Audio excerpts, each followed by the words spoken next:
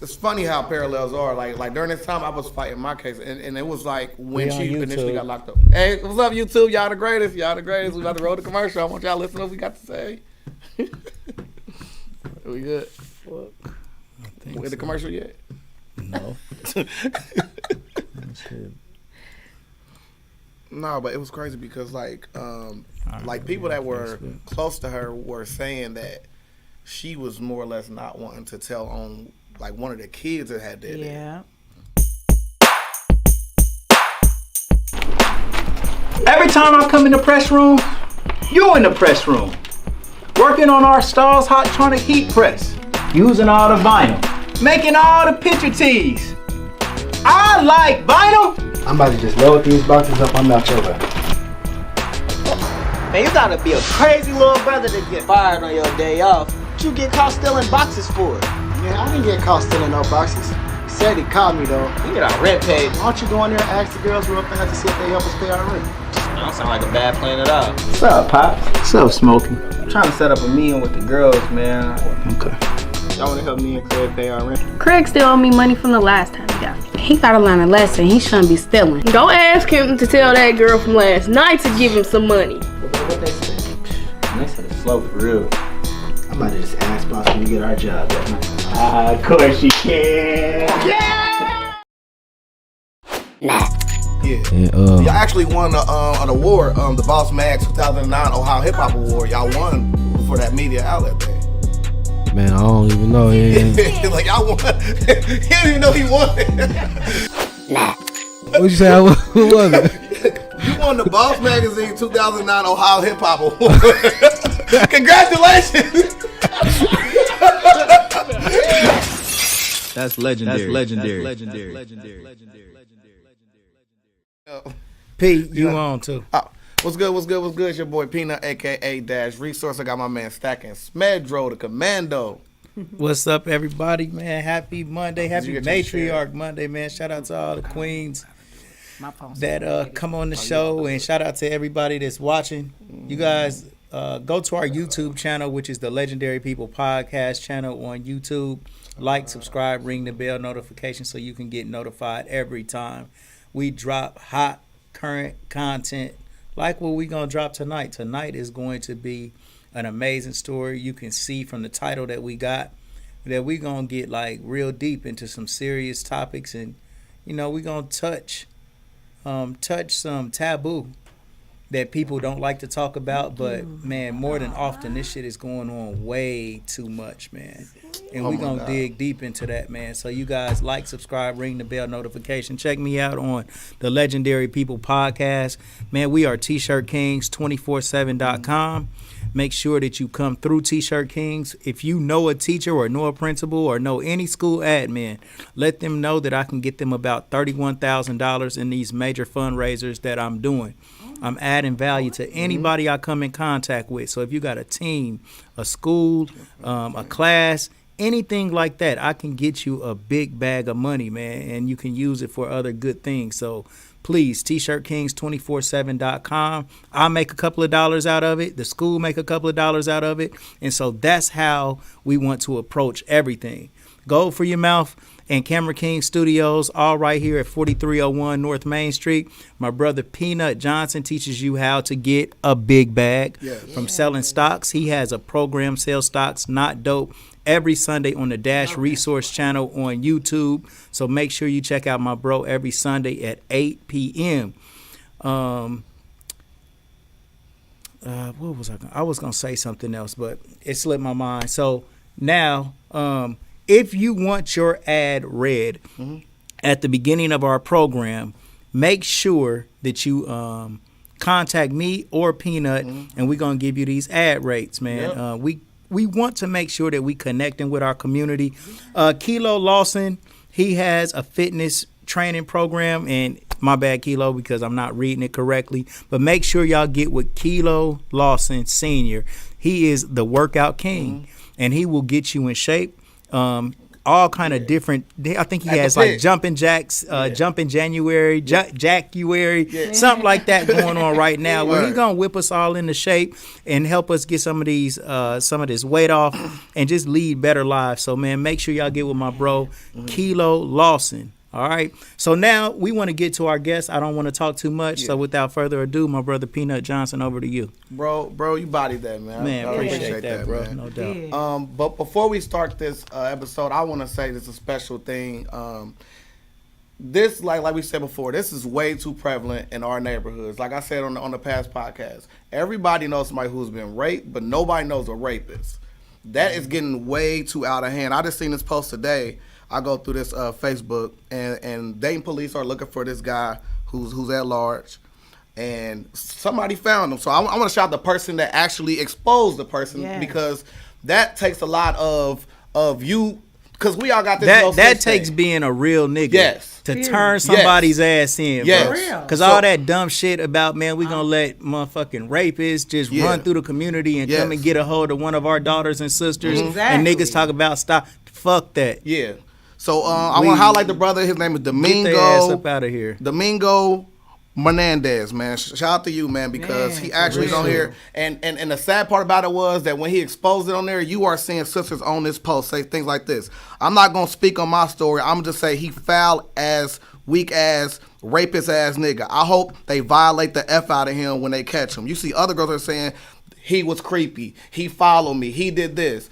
The reason why women don't speak up because they do not have a safe place to speak with men to help. Right. We are supposed to be on this side of it with them. It's not opposed. We're not opposite to this. That's right. Because you could be my sister, you could be my mama. You are my sister. You are my mama. That's right. You know what I mean? So before we start this episode, I want to say thank you to the brother that's doing that, and we all need to be like that. Ain't no snitching when it's a travesty of that proportion. And if you tired, and another thing too, like, bro, if you tired of the police coming and fucking us up, man, police ourselves, man. Yep. Man, get all of this bullshit up out of here, bro. We got to learn to be accountable for what goes on in our neighborhood, in our community. And if we don't like the police doing the job because they fucking us up, then we do need to police ourselves. Absolutely. So that's part of it, man. You know what I'm saying? Yeah, keep shit right, man. Go ahead, Peanut. So here on the Legendary People Podcast, we like to celebrate our legends and our legendary stories, and this is no short of that. We have TinaStar Shaw. How are you doing today? I'm good, thank you. You look amazing. Thank look you. amazing. Look amazing. Look amazing. So here we like to find out our legends' origins. So without further ado, where'd you grow up? Dayton, Ohio. Dayton, Ohio. Where about? Westwood. Westwood. And I'm the from street, WWFL. Yeah, I grew up on Lorenz. Okay. Yeah, right there by the corner store. Right there by the corner store. Yeah. Yes, Westwood for life. So what was Westwood like for you growing up? Oh, it was fantastic. I mean, we just had great stories. Just we just had a lot of fun. We just had a great childhood. Really had a great friends to this day. Like, that's one thing I love about Westwood, because I'm still friends with all of them, like, to this very day. We are very close knitted community. So who are some of your early childhood friends? Your day ones. You gotta say it like you on the radio. Oh, okay. So my day ones would be like Yvonne Moore, Jennifer Lucky, Shelly Timms. Oh God, let me see who was my Jerome Derrick, Shauna Brown. Yeah. Oh God. So you got real friends. Real That's friends. what's up. Yeah. Hey, a lot of times people come, they can't think of one friend. Nah. That'd be weird to me. I ain't gonna lie. That'd be weird to me. No, it's like it was so many of us. But you also got a famous friend, Curtis Cook. Curtis Cook was my friend. Yeah, he's an actor on House of Cards. Yeah, on a lot of things. Yeah. We all went to school together. I think Curtis and I, we were in choir together because we all went to Rolfe. And so it's like Kia Cobo. It's so many right now. It's so crazy when somebody asks you something, how you can't think of something, because I don't want to like forget leave anybody out, right? But yeah, it was a lot of us. We had a lot of fun. Right. Yeah, So what was your home life like? Was it mom and dad in the house? It was my mom, and my mom got with my stepfather when I was 9. Okay. My biological father wasn't in my life. Okay. So were there any stories about your father that like you ever heard from mom? Did mom ever give you an explanation? About my real dad? No, my mother really never said anything bad about him. She let me come to my own conclusion. And I was a very very wise little kid. Like I picked up, I was just really mature for my age. You know what I'm saying? But no, he just never came when he said he would come. Oh, you know what I'm saying? So okay. it wasn't like I couldn't see him or nothing. He just wasn't active in my life. Now I have to take you back because my brother's father got with my mother when I was 2 months old. Okay. So that's who I call daddy. Okay. See what I'm saying? Okay. And then they separated when I was like 7 or 8. And then my mom met the second step, who she married, Right. and we moved over on Anna, and that's when I was 9 years old. Okay. And so it was like I was blessed with like 2 stepdads basically. Okay. So like how many siblings do you have?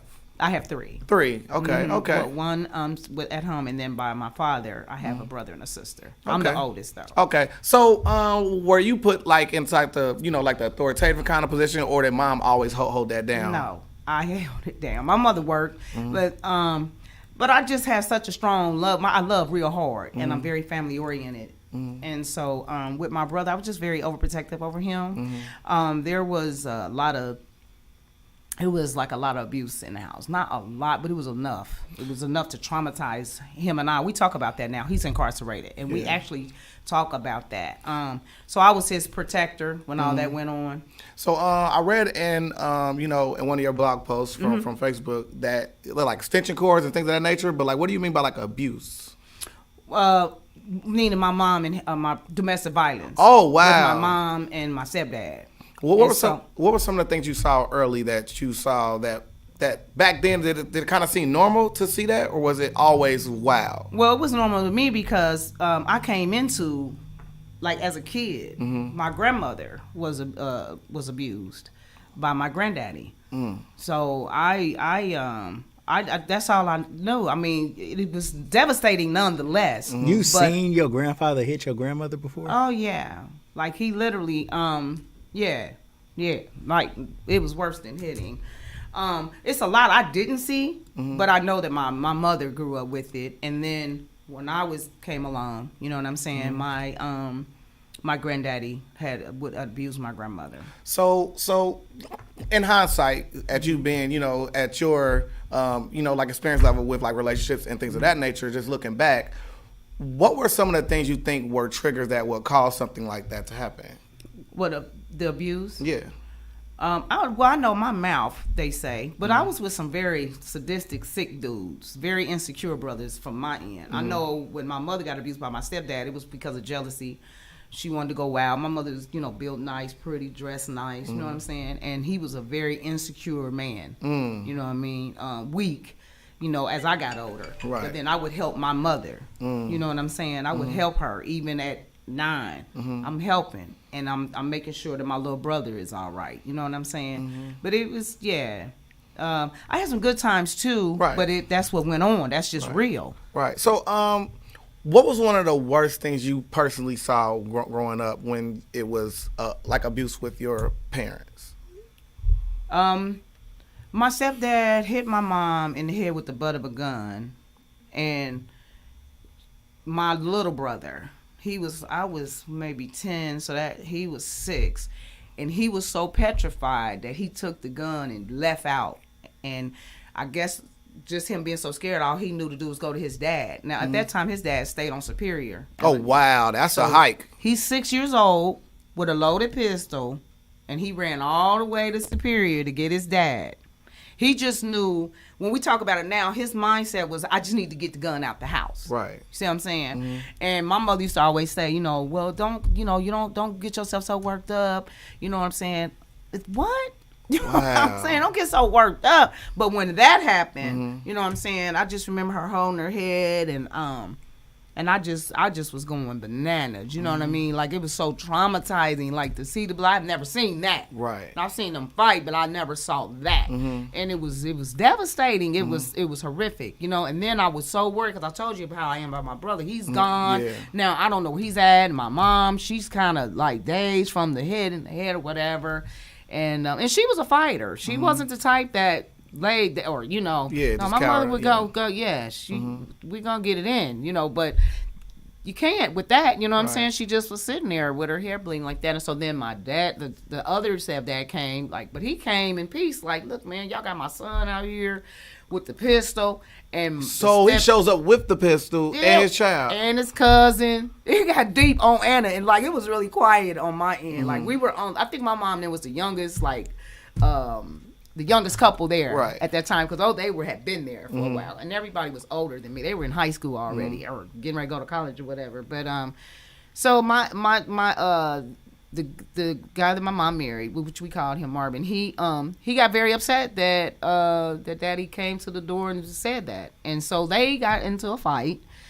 It was crazy. It went all the way. It was bad. All this happened in a matter of hours? Yes. Like, by the time my brother, however long it took his little body to go down there, but he was running. He could have fell on the gun. Anything. Oh, God, man. Yeah, every time I think about it, you know what I'm saying?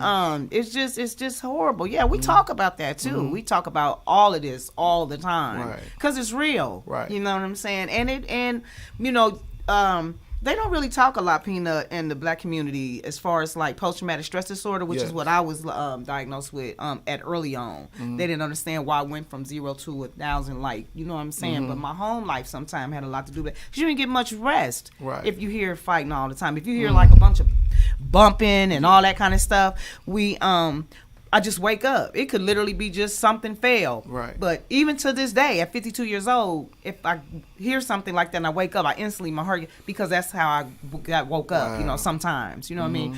You know, so men who try to control women, what do you think about that? Oh, I think it's trash, because I had that happen.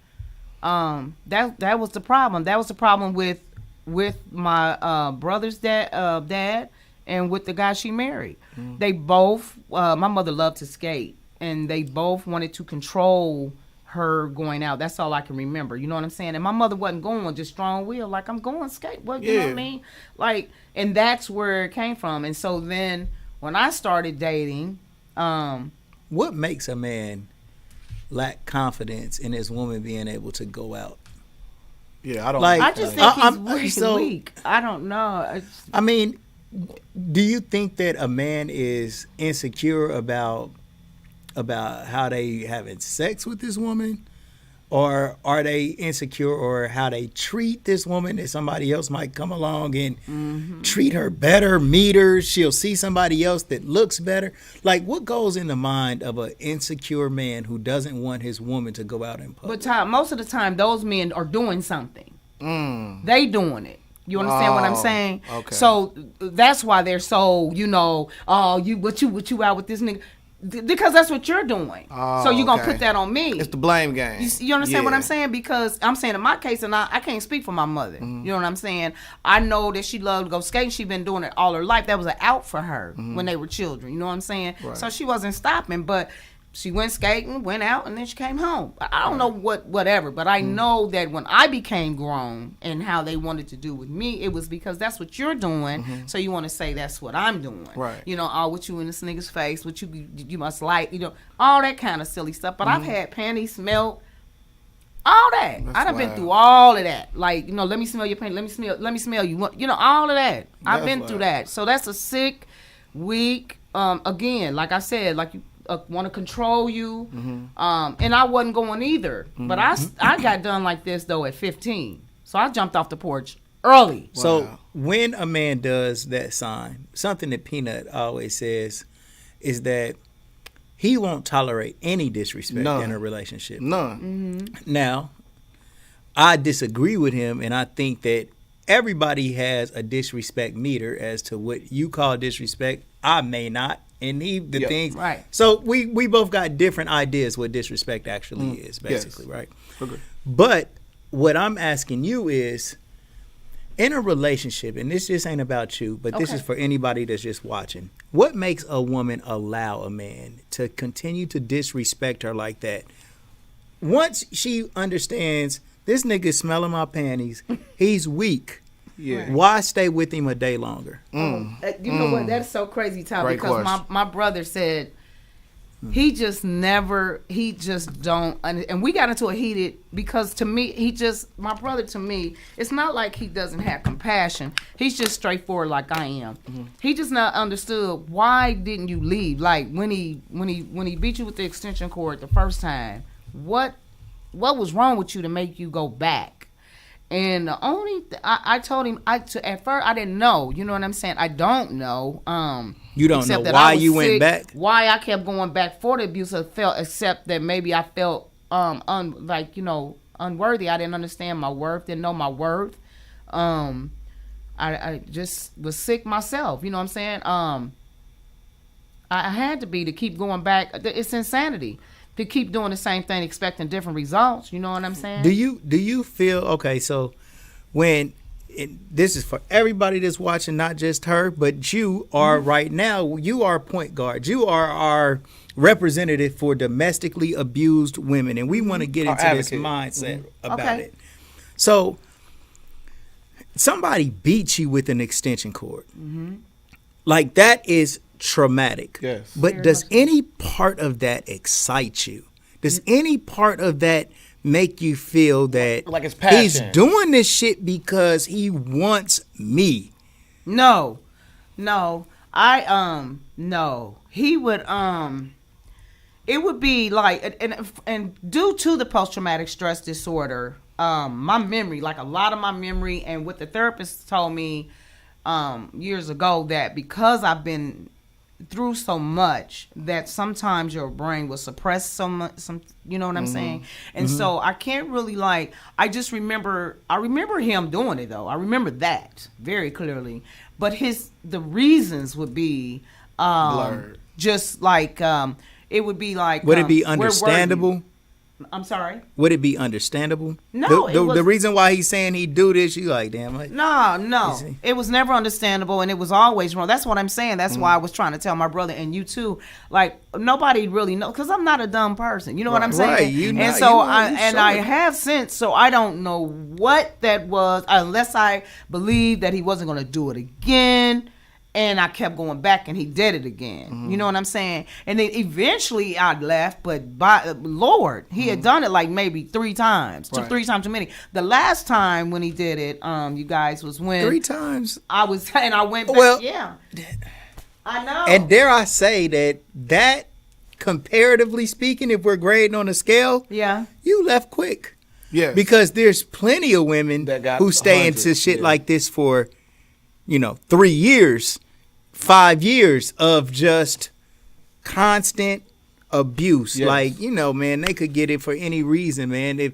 Let me ask you this. The times that wasn't abusive in a relationship, how was it? Like, how did you guys... With him? Do you think that he loved you? No. Probably then I probably did. Yeah, because I didn't know what love was, really. I never even had an example of what love was. Yeah. I just told you, you know what I'm saying, that my life was, I saw abuse all the time. Yeah. So I didn't really, and everybody went back. Yeah. My mother went back. You see what I'm saying? Grandma? Like, she didn't leave. Did my your grandmother and grandfather ever get a divorce? No. So I mean, eventually on down the line, but she didn't leave when my grandmother didn't leave him when because my mother grew up with him abusing and now here I am coming in 69. If this was going on when my mother was little, my grandmother stayed, which was common. My mother said she can remember all the neighbors on the weekend got their butts whooped. My mom said this is like a story I've been hearing all my life. Like it was, and it wasn't. Didn't no one go to jail. Like the police would come out and make the man leave or something like that, but no one really went to jail. Men were not going to jail like they are now the rules until changed. after O.J. Simpson. Well, O.J. Simpson was a benchmark for how police started treating domestic violence calls. Well, actually, because back in the day, they used to give domestic violence, like even if you did get picked up, they had a rule to where you can get OR like that same day, which is on kindness. But one person beat his wife in the back of the car. He said, "When I get out, I'm killing you." He got out and he killed her. They changed it from that point on. Yeah, I remember. Yeah, so I mean, like OJ is a benchmark, but they really used that statute after that dude did that. Right. But I wanted to chime in and say that is definitely where you get it from, because like I said, like when you grow up watching it becomes normalized. Like if we grew up and your kids see you go to work every day, your kids see you just they're going to say, okay, that is my vision of success. I remember I was in some seminar and this guy was saying he didn't grow up with a father, so he would rent them. And he was like, what do you mean by he'll rent them? He said the guy next door, he had a boat, and I used to go watch him clean his boat every Sunday, and it was just like I couldn't wait to do that. So his first vision of success, he bought himself a boat. Mm-hmm. So you got to think on the negative inverse of that. If you're seeing and you're being exposed to that trauma that early, like you said, like you jumped off the porch early. So at 15, you was already in a relationship going through it. So up to those points prior, you've already seen that. You seeing that's just the riffraff that go along with loving somebody. Yeah, and so, I mean, mine of course was a lot worse, you know what I'm saying, but it was abuse nonetheless. So before we get too much into that, I want to still speak about like your home life. Mm-hmm. You did speak about good times that you had. So tell us some of the good times that you had at home when it wasn't any we drama. Went to the drive-in. We were very my dad spoiled us, you know what I'm saying? Mm-hmm. Like my brother's father always came and got him. Mm-hmm. So the guy that my mom married just gravitated to me. Actually, he wanted my last name to become his last name because he felt like, you know what I'm saying, this is my daughter, right. You know what I'm saying? And I didn't want my last name changed. I liked my last name Tina Keefe. I just wanted it to stay the same. Right. You know what I'm saying? But I didn't even understand what he was trying to do. Right. I didn't until I got older. And he but we used to go to the movies. We had good times. We had parties. Mm-hmm. My mother threw parties. My mother people used to gravitate over our house. Mm-hmm. I mean, we played. My mother used to race up and down the street with us. Mm-hmm. So like I said, it was some good times. He was he owned his own construction company. Mm-hmm. So, he made decent money. We didn't really want for anything. You know what I'm saying? So, like I said, it only started when during skating time. Right. You know what I'm saying? But she caught him a couple of times cheating, and he got riff-raff, and he was the type, when he got busted, he fought my mother, because we was in the car, and she busted him at some bootleg joint, and he, instead of him, let me get on in the car and come home, he was embarrassed. Wow. So, the fragile ego is fractured. All the ego, because all the guys were there, so he fought my mother there. And I remember getting out the car, fighting, but then I think like some other people's like, no, you got to get that away from here, and this and that, and we drove off, and I remember my mom being mad, but it was her and another lady friend, both of their husbands was cheating at this particular bootleg joint. And I just remember my mama getting in like, and the bee was on his lap, and he was blah, blah, blah. And my mother, a little lady, but she, you know what I'm saying, plays no games, you know what I'm saying? So, yeah, and that I remember that, because that had made me so mad. Like, so you get caught cheating, and you fight my mother? Like, I would kill this nigga. Right. You know what I mean? That was always my thought about him anyway when I was young. Like, I'm going to really end up doing something to him. And one time I did. He was down the steps, and I did kick him down the flight of the basement steps. Excuse me? I did. I was 11 years old. Exactly. He had fought my mom, and he was going to get his boots or something like that. And I just was hollering. He was like, "You better get your ass on up them steps, something." And he went to get his boot, and I just remember taking my foot, and he fell down the steps. And he told my mom I had to get out. And I was like, "I just hope you die, motherfucker." I was cussing, you know what I'm saying? But I was just so enraged, you know what I'm saying? Like, I'm sick of you. I hate you. And my granny ended up coming, and I went down there for a little bit, but I was allowed to come back. But yeah. So we're gonna do it a little different. We ain't gonna just do the whole high school, middle school thing, because I just want to follow this closer. So when did you finally meet the guy that eventually abused you when you was 15? Like, where did you meet him at? What was the circumstances you met him? I was 15, actually going on 16, but I was walking. A girlfriend of mine was walking down Stewart, and he had a green Cadillac, because I was just fast. Like, I didn't see any of that. Now, I didn't see none of that with my mom and them. You know what I mean? The women went to work, came home. I didn't see. My mother and them grew up very strict. So I don't even know where that came from in me. It was just in me. But so what year are we talking about? 83, 82? Yep, about 83. Okay. Yep. He had a green two-door Cadillac, and my girlfriend and I, Karen, was walking down the street, and he pulled over like, scared, what's up, whatever. And I'm like, what's up? Right. So we get in, we ride around, whatever. Cause I was drinking already, so he was like, "What y'all want?" So I had a beer. I can't remember if Karen drank or not. She was real quiet, but we got to drinking, and then we went to his house. He sold dope, and I think he was selling powder or something then, and then he dropped us back off. And then he got my number, and then he started calling. He started coming to pick me up. So at this point, you're 15. How old is he?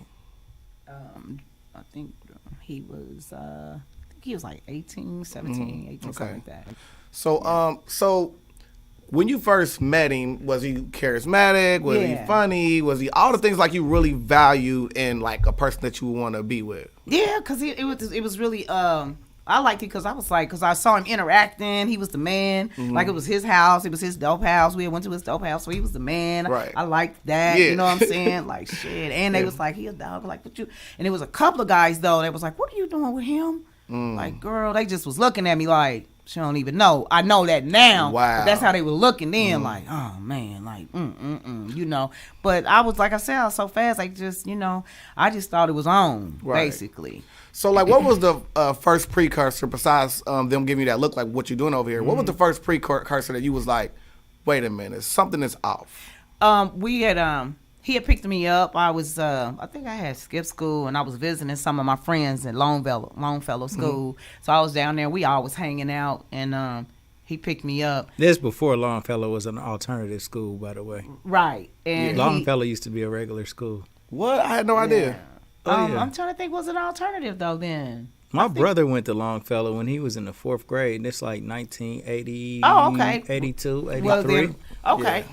Well, we went there. I was down there. We all were hanging out, and he. It was a hood school though. Like it was a black school. Right. It was just you feel me, just like because we live right there in the. Kind of like Philadelphia area. Okay. And so he went to Longfellow every day. Yeah. And this, let's say it was an alternative though, Todd, back then, or for girls that was that's Hawthorne. I'm thinking of Hawthorne, but no, Longfellow's where I was. Yeah. Yep. And yeah, you my may brother, be right. Bobby Jeter, all of them. They went to. They definitely. My older brother, he's born in 70. Okay. Well and then, because I was born in 69. But this was before it. You know what though? If you talking about 82, I'm thinking he was an alternative school. It may have went that way because by that time in the 80s, we started going to Fairview around that time, Fairview Elementary. I would think my brother was probably like 12. He might have been like that. Might have been his first year at Fairview Middle because they had freshmen at Fairview High School at that time. Probably still went to Fairview around that time. It might have turned alternative by that time. Yeah, I think it was. Who knows? Who would say maybe it was, maybe it wasn't? He's like walking down the street with. Longfellow was, but I like Longfellow though, man. It was like that's part of. We was all down there. Everybody was down there. He pulled down. So, like, paint the atmosphere of Longfellow, so we can just So, like, paint the atmosphere. Like, what was it like? Well, that particular day that you were in question, he it was just a gang of people down there. Like Lean on me. Everybody that got kicked out of school. That it was alternative because it was like all the bad guys that got kicked out of regular school. Everybody was down there. It was just jumping. So it was like it was a place to be. You know what I'm saying? Yeah, like this are the I'm saying? Like these the legends of getting kicked out of school. Exactly. Like, you know what I'm saying? You at a regular school where you being bad. Like, man, you ain't bad enough to get kicked out yet. Right. This the school full of them, right? That's where we were. Yeah, okay. And he pulled down. And so I got to the car like, oh, okay. So I'm like, I'll see y'all later, whatever. He was like, who was that? Oh, yeah. What was you talking to him about? I was like, oh, that's my friend. I grew up with him. And he was like, oh, okay. Well, I don't want you talking to him no more. I'm like, what? Because I told you I was mouthy like, well, yeah, I can talk to whoever I want to. And he smacked me so hard, like I seen stars, like bam, with his backhand, and I just had my face to the window, like, oh my god. So are y'all sitting in the car when he said in the car? He was driving down Salem. I'll never forget as long as I live. Right? Yeah, that's when I knew, like, oh shit. How long had y'all been talking at this point? Maybe a month. Wow. Maybe a month. Not that long. Right. But you know, you can only contain who you really are. You meet the representative anyway when you first meet somebody. Absolutely. You know what I'm saying? Unless they authentic like we are. What you see is what you get. But most of the time you meet what they want you to see. So I didn't see that, but he couldn't contain it because he was so toxic. You understand what I'm saying? Right. And I just remember keeping my face like that, and he was like, "Put your hands down while I'm talking to you." And I'm thinking like, I have never been through nothing like that. You know what I'm saying? Now, my little childhood boyfriend, we used to fight and stuff. And it was, you know, but, and I mean, we used to fight for real. Like, my childhood boyfriend, we got in fights at school and all that. Like, but this here was different. He was older and you know, I just had never experienced anything, and I was scared. See, I had never had that feeling before. Like I was really scared. Like the last time it was a rumble. This time you got hit, and you was like, wait a minute. Well, hell no, So, he's all for real. When we're in school, you always got these different girls that's kind of like the upper echelon that's gonna talk to the drug dealer, that's not talking to the kids that's in school with them. They seem like they damn near out of any bros league that's in that school. Was you that type of girl? They say I am, but I mean probably, Todd. I mean, yeah, because I said, but shit, I guess. I mean, but I still mixed and mingled, but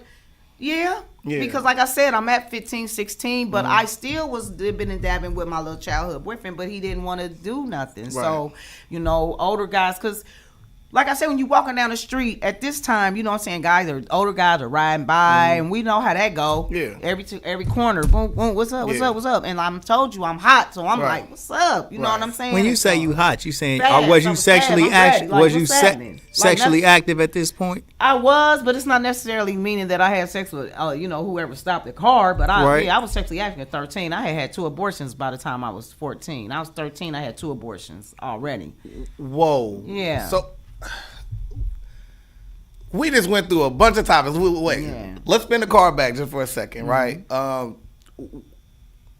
Is this by the abusive boyfriend? No, this is by, I was 13 and he was older, but my mother and them didn't know he was that age, nor did his mother know that I was as young as I was. When you say older, how much older? He was like 18. Okay, so you're 13, he's 18. Okay. Well, he was 17, turning 18. Okay, so who did you go to when you first found out or realized that you were pregnant? A school teacher that I was very close to. And she said, well, we got to tell your mother. And I begged her. I didn't want her to. I said, please don't, because I know she's going to make me get an abortion. And she said, Tina, I have to tell her. You know, it's my responsibility. And I didn't want her to. I cried and cried. I did not want her to, but she did. And so. What was your mother's reaction? Mad as hell. Is this over the phone or is this in person? No, she came to the house and told her. And then my boyfriend told her too. So he had told her as well. And I told him not to say anything because I knew what was going to happen. What is your mom's reaction? I mean, does she physically hit you during this time? No, is she just was very mad. Like, yo asking, you know, we going to the doctor. So we went to the doctor and then she made an appointment for me to get an abortion. How did you feel not having any control over the decision of your child at that point? I mean, I didn't want it. I didn't want the abortion. I cried the whole time, like on the table the whole time, like begging that doctor, like, no, but it wasn't anything. I was a kid, right? And I'm sure my mother felt like she was doing the right thing. I'm 13, you know what I'm saying? But I don't have any children. You see what I'm saying? So it was like scar tissue, but that didn't have anything. I mean, it did, but it was just some, you know, I wouldn't keep still when I got pregnant. You don't have any children right now? No, I do not. Oh, wow. You know, I had a lot of miscarriages, but it was scar tissue, and that definitely, you know, that's just facts, came from, but that's not why I don't, because when I did get pregnant, I was supposed to be on bed rest. I never would. You know what I'm saying? Because I was turned up. I'm in the streets. You know what I'm saying? So it is what it is, though. Okay.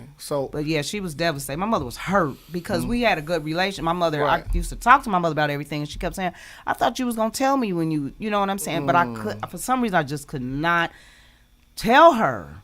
I don't know why. I could not go in there and tell her that I had became sexually active. And she used to ask all the time, and I would lie, like, no. What do you think could be, like, if you were to step outside your body to speak to someone else that's watching on this, what is something you wish that you could have said to yourself back then that could benefit the whole mass of young girls that have that barrier between them and their mother? Tell your mother. If you can't tell your mother, tell somebody. Tell somebody that you trust and that has your best interest at heart. And as far as them streets, they gonna be there. They gonna be there. Just go to school, focus on school, because I was pretty bright in school. Okay. It's not like I was. What kind of student were you? I was like a B average. Could be an A if I applied myself. Right. You know what I'm saying? But I was very competitive in school. You know what I mean? I was on the honor roll. Then I started sliding off. You know, of course, when I started dating dude, I started skipping school more. But yeah. So, like, what ultimately led to you being pregnant again after, you know, like you went through this traumatic experience of, you know, not telling your mom. This time, do you tell your mom? No, I got pregnant the next month after. I got pregnant in December, and then I got pregnant in January. What is your mom's reaction the second time? The same thing. And this time, because when I got pregnant the first time, his mother went in half. Okay. So I think it was like $500 back then. I can't, because I think it was like $250. I could kind of remember that. Yeah. But I remember the second time his mother was like, listen, I'm not killing no more of my grandkids. And I like I said, I didn't know that Tina was 13. This child acts more mature than some women I work with. I'll never forget this conversation. And my mother like, well, and I guess my mother came up with it on her own. And I had it again. And I tried to run away. And the older lady ended up telling me. I think that people didn't want to be involved in it. You know what I'm saying? Tap your mic. Oh. Hit that chord for me, Pino. No, you all good. Good? Yeah. It'll go, Okay. You good? Okay. Can you hear me now, Ty? Yeah. Okay. That's good. But, yep, so the same thing happened again, and she just couldn't believe it. I was on punishment for a long time and all that stuff. So like that's with that guy that was older. So eventually y'all two break up. How do you guys stop? I didn't like him no more. I mean, I just started, like I said, after I was 13 then, and then that's when I found my childhood. When I went to Rolf, I met my childhood boyfriend that I was on and on with for years. Right. So that's when I started being with him. So back to the day that he smacked you. Was he supposed to meet you there, or he just showed up? I think he was going down there just with his homeboys. Like, okay, I think it he was was a down natural there. hangout. Yeah, I think he was down there. I think at that time it was just a gang of guys. I ain't gonna say a bunch of names, but it was a lot of known people that were at alternative school then. And so I think he was just happening, just probably peep like, what's she doing down here? Like, you know, some of that. And he was like, come here. So he's like, Had you guys made it official that you his woman at this point? I don't think I did. Probably though, Todd. Probably for him to react like that, because during the time that we were like dating, he was real nice, nice. You know, mannerable. Hi, ma'am. You know, yes, ma'am. He was like, I'll make sure she's in at time. You know, and he would always have me home. Oh, my granny at the right time, and you know, he's a very articulate brother too. You know what I'm saying? So at this time, after that, you are living with your grandmother at this point in time. I was over my grandmother's, I think. Okay. But I was back and forth, like, when my mother, it just depends. Like, if I was down there. Just really depends. He seems like a nice guy. Right. Yeah, he did. That's how he came off to everybody. No, like Dr. Jack or Mr. Hyde. They go, I'm just playing card. He had to play it at least once during the episode. Don't pay him no attention. For saying that. He'll not pay like, any attention. Beside him slapping you, he seems like a pretty good guy. So what was the way he made it up to you afterward? Because, you know, I mean, from what I've seen in abusive situations, they have this Jackal and Mr. Hyde type of thing. So, for real, after he hit you, what was the way he kind of made it up, like, that kind of reeled you back in? Well, when he pulled in front, he stopped first, and he was like, and then he was like, I'm so sorry, I shouldn't have done that. He was like, I apologize. I don't have no right to tell you who to talk to. Please don't stop. Don't stop seeing me. I promise to God I'll never, ever do that again. I'm so sorry. You know, it's just me. And then he went into how he grew up and all of that. I want to find out that narcissists do. You know, they do all that. So Peanut trying to see what he said so he know what to say next time. I will never put my hands on no woman. I wouldn't call her out her name. I wouldn't call her out her name. Not even joking in passing. I don't. I grew up watching my mother get called a B every single day. I don't even respect that. Oh, I'm sorry. So like, sorry, Peanut. It's all good. Shout out to my mama, man. Miss Bridget, man. he made me almost lose my point, but I got you though. So, like after that happens and like you guys make up, but what are some of the things that he said in like his early upbringing that you could kind of look at and say that's probably the reason why he is the way he is? Well, his mother was a church-going woman, and his dad shot his mom like 4 times while holding him. Like he had like a graze on his testicles from when he was I think he was like 9 months, and she had a baby, and then she came home from church too late, and the dad shot her like 4 times. She lived, but she stayed, but the dad was real abusive. So he saw that, and then his older, because he was the baby, then his older brothers, when I met him, his older brother was already doing life for killing a lady and a guy, and then his brother that he was close to, they you know, call themselves being pimps, and they were just a very, very abusive men, like all of them. And so that's what he was raised up seeing his dad, you know, and his mother, he said he never even heard his mother say any profanity at all. Like, never heard her say anything. All she did is went to church and prayed, and so that kind of messed with him mentally too. Like, why would God allow? I remember he used to say that all the time. What kind of God would allow a woman that don't do nothing but worship him get with somebody like my dad? But then he turned around and look what he did to me. And not only me, though. He did it to others. But I used to call the police. A lot of them was too scared to call the police on him. And I think what he's trying to, like, relay to you is, I need you to be this woman that is holier than thou, up on this shelf, and that I won't do anything to you. No, he didn't want that. He wanted a gangster bitch. Believe that. Right. Because he taught me everything there was to know. Nigga, he didn't want no nothing. He wanted to just be controlling. Right. And he wanted to dominate everything I did. You understand what I'm saying? And so, no, because he taught me how to sell dope. He taught me how to rock up dope. He tried to make me prostitute, took me to Kentucky and thought I was going to do that. But I got with the trick and told the trick what he was trying to do.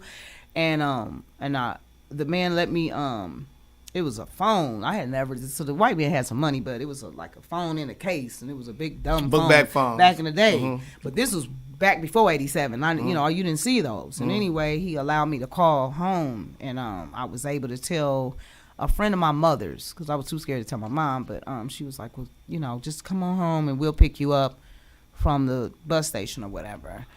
So, was he going there for a business trip and then things went awry, or like what made him turn from you being my girlfriend to now I want you to go out here and turn? Because that was a part of it.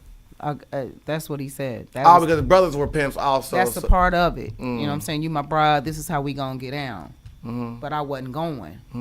I'm not doing that. Not then anyway. Right. Not with him. Right. Not you making me do it is what I'm saying. So like, what happens after that? I mean, did you get? I left him again. How'd you get back? The Greyhound. Okay. The man gave me some money. The man gave me $350 and told me, you know, young lady, you know, this guy means you no good. You know, and he was a trick.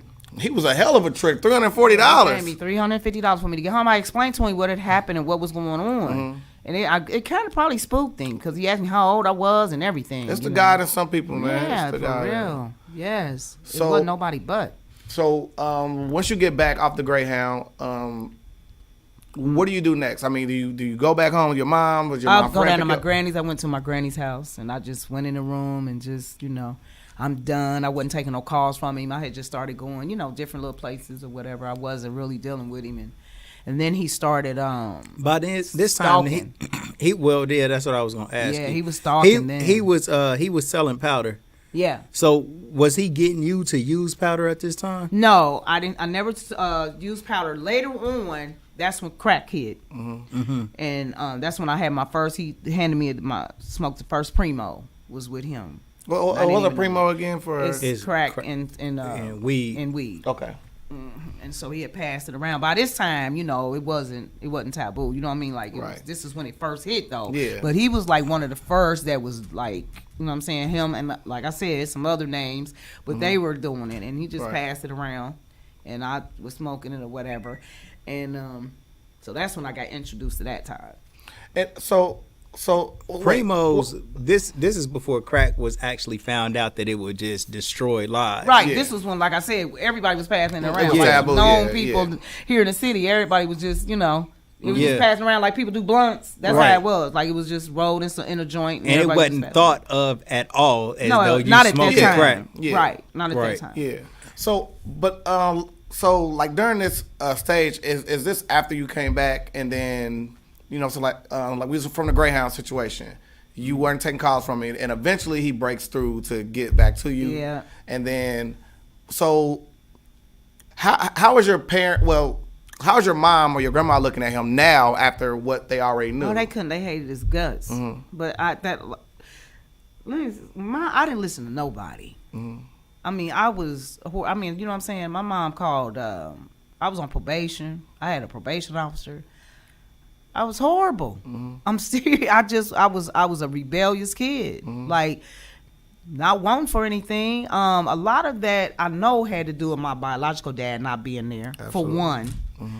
And then, of course, just the abuse and all of that other stuff. And then just wanting to be grown. That's just, I got to take some responsibility, too. Right. Just being grown, not listening to anyone.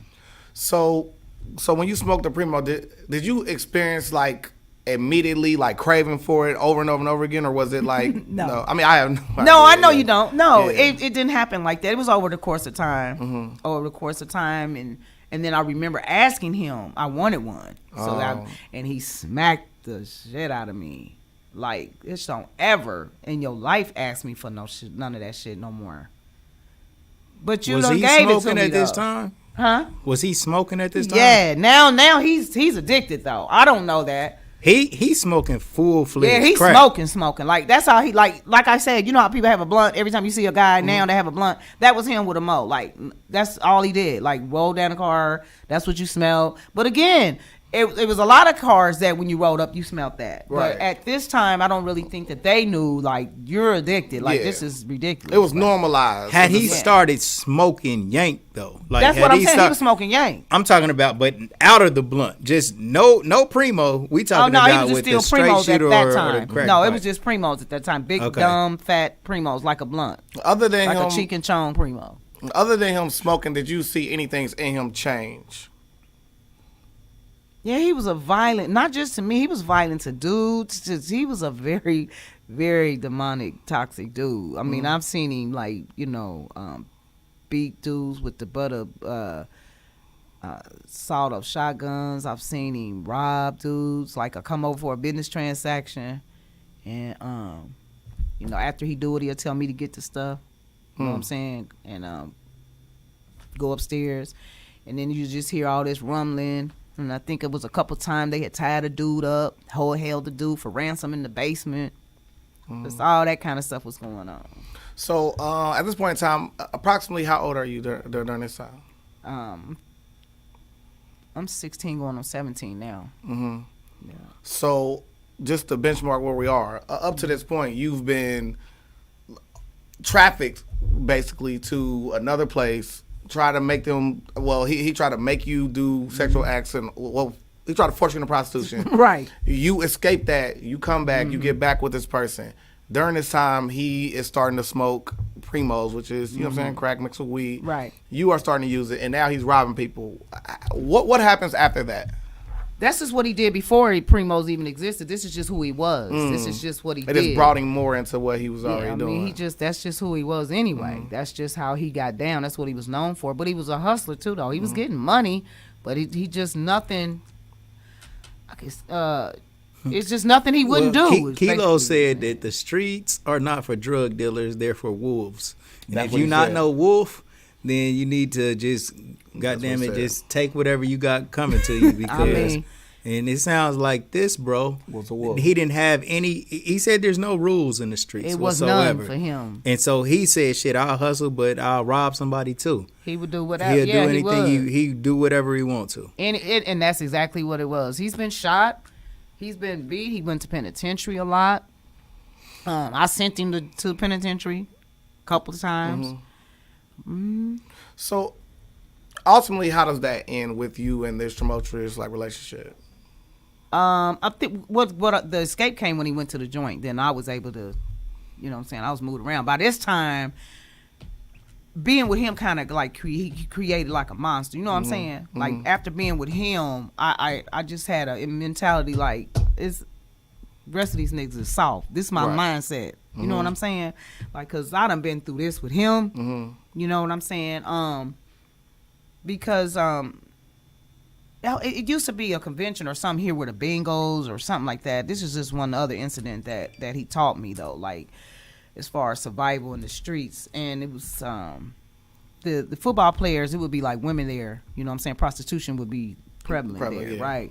And but that's not what we did. He wanted me to get him in the room, and then he come in And rob him. We did that a couple of times in Cincinnati, and then one time here, and I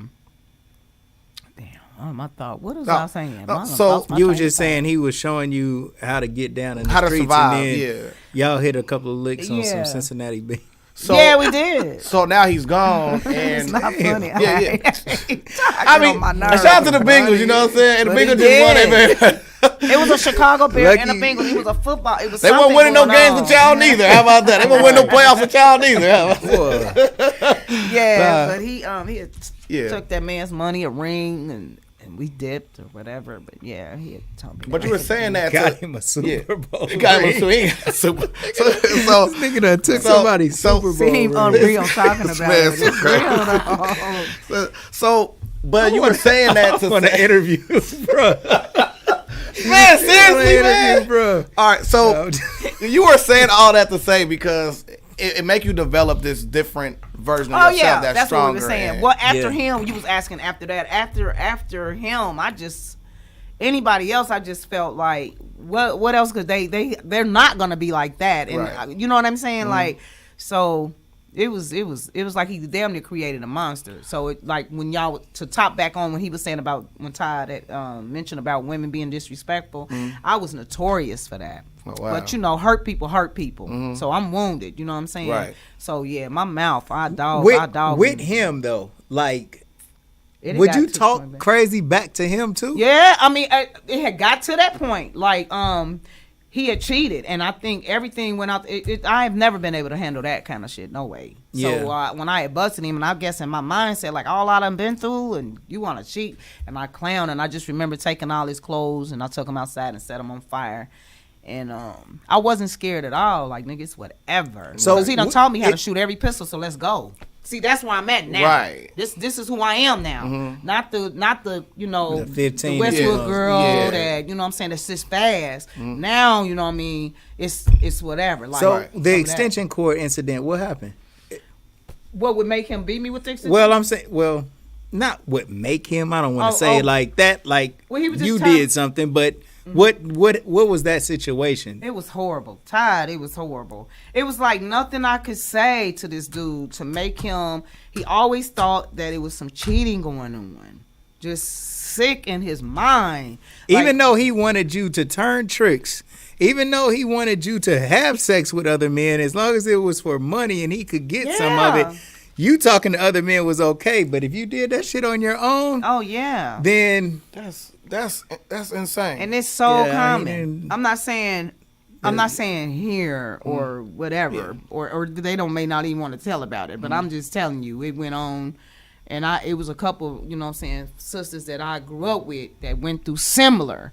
They may not have got beat with a stitch cord, they got beat up, and they were made to trick and all kind of stuff. I just, I So, didn't go. But what was the tipping point that you sent him ultimately? Well, not you. The judicial system did it. He sent himself to prison. What was the actual incident that led to him being incarcerated? That where you could escape? he shot a girl in the head. Another girl. But this girl, somebody had sent her to try to rob him, and he found out about it. I mean, he got with them too, but he shot her in the head and dumped her, but she lived. And she told. So, how much time did he ultimately get? I can't really remember. I think maybe 10, 11. I can't remember. He did Right. he did a while. So now you are left to yourself. You know what I'm saying, your own devices, but you have this new armor of all the stuff you've been through. So, like, what do you do now with your life after that? I'm selling dope. are you relieved when he goes to jail? I'm sorry? Are you relieved when he goes to jail? Do you Oh my, what? It was a miracle. Man, God had answered my prayers because this dude was stalking. Like we didn't get a chance to talk about that when I had left him alone a couple of times. My grandmother literally had to get her back porch because my grandmother stayed on William Street, and she literally had to get her back porch boarded up because he had slept there overnight. And I was at this time I had left Patterson to go to Belmont, and so I was on my way to school. I had baked some cookies. I was in FHA or something like that. I was doing, and I had my aunt and I had baked some cookies. And you said the sweet lady baking cookies in the middle. I'm just saying. When she said that, I wanted some cookies. I wanted cookies. Damn, that's crazy. I literally got a Penn Station chocolate chip cookie at my house right now. Yeah, man. When I get there, I got to take care of that. Hey, by the way, why we talking? Sheikhs for breakfast, Agnes all natural for lunch. You ever get injured, call attorney Michael Wright. If you ever want to get lit a little bit, get you some Kiara Wine in the shoparea.com. We t-shirt kings, gold for your mouth, camera kings, dash resource, sales stocks, not dope every Sunday. There you go, bro. Oh, yeah, and Kilo, man. Oh, and Kilo Lawson gonna get you in shape. You feel me? Get you on these Jackuary. That means you're doing jumping jacks the whole month of January, and he gonna do something else in February. So get with Kilo Lawson Sr. on Facebook, man, and sign up for his workout. Absolutely. Every day they doing something major. So back to the beautiful baked cookies that you had made. He slept on the back porch, and he had parked his car around the corner, and he snatched me up, put me in the trunk. Oh my God! Wait, he parked around the corner, so he dragged you for a block and a half. Mm-hmm. Yeah, it really wasn't a block because my granny's house was like right there on the corner. He just parked around the corner so that my grandmother and him couldn't see the car. So as I'm walking to go catch the bus, yeah, he just snatched me up. And so eventually he ended up killing almost trying to kill somebody, and he goes to prison. You finally have a new lease on life, but you said, hey. But he'd have been to jail. Like for me, he went one time, he was gone for 2 years, then he got out, and by this time he smoked out, so I wasn't really dealing with him. But then he came down to one of my I had a spot, and he came and tried to rob me, and it didn't end well. You know what I mean? Because like I said, the fear was gone now. I wasn't scared of him, and now he was like full-fledged crackhead at this time. Now, to me, in my head, I draw parallels, right? So in my head, I'm picturing that part where Ike come to see Tina, and now she's this new glammed up, like, I don't need you, like, you feel me? He coming there with that, you know what I'm saying, like that, and you're already stronger at this point. Yeah, and by this time, I got like a team of guys that we, you know what I'm saying, we're hustling together, so. And nobody was scared of him. They knew about him. They knew they was gonna have to do something to him if he came incorrect. Right. But no, wasn't nobody scared anymore. And plus, like I said, he had started smoking.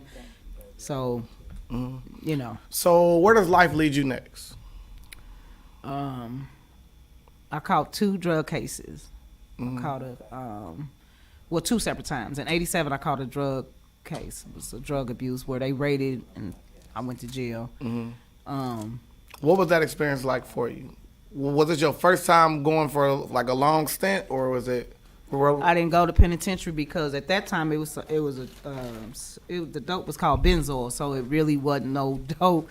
Benzos. Yeah, benzo. It wasn't. They didn't have enough to really charge me with it, and they couldn't get me for trafficking because I didn't sell nobody. But they knew that I was selling dope. You see what I'm saying? So, I had hid a lot of stuff where some older people told me to put some things so they didn't find it. Right. You know what I mean?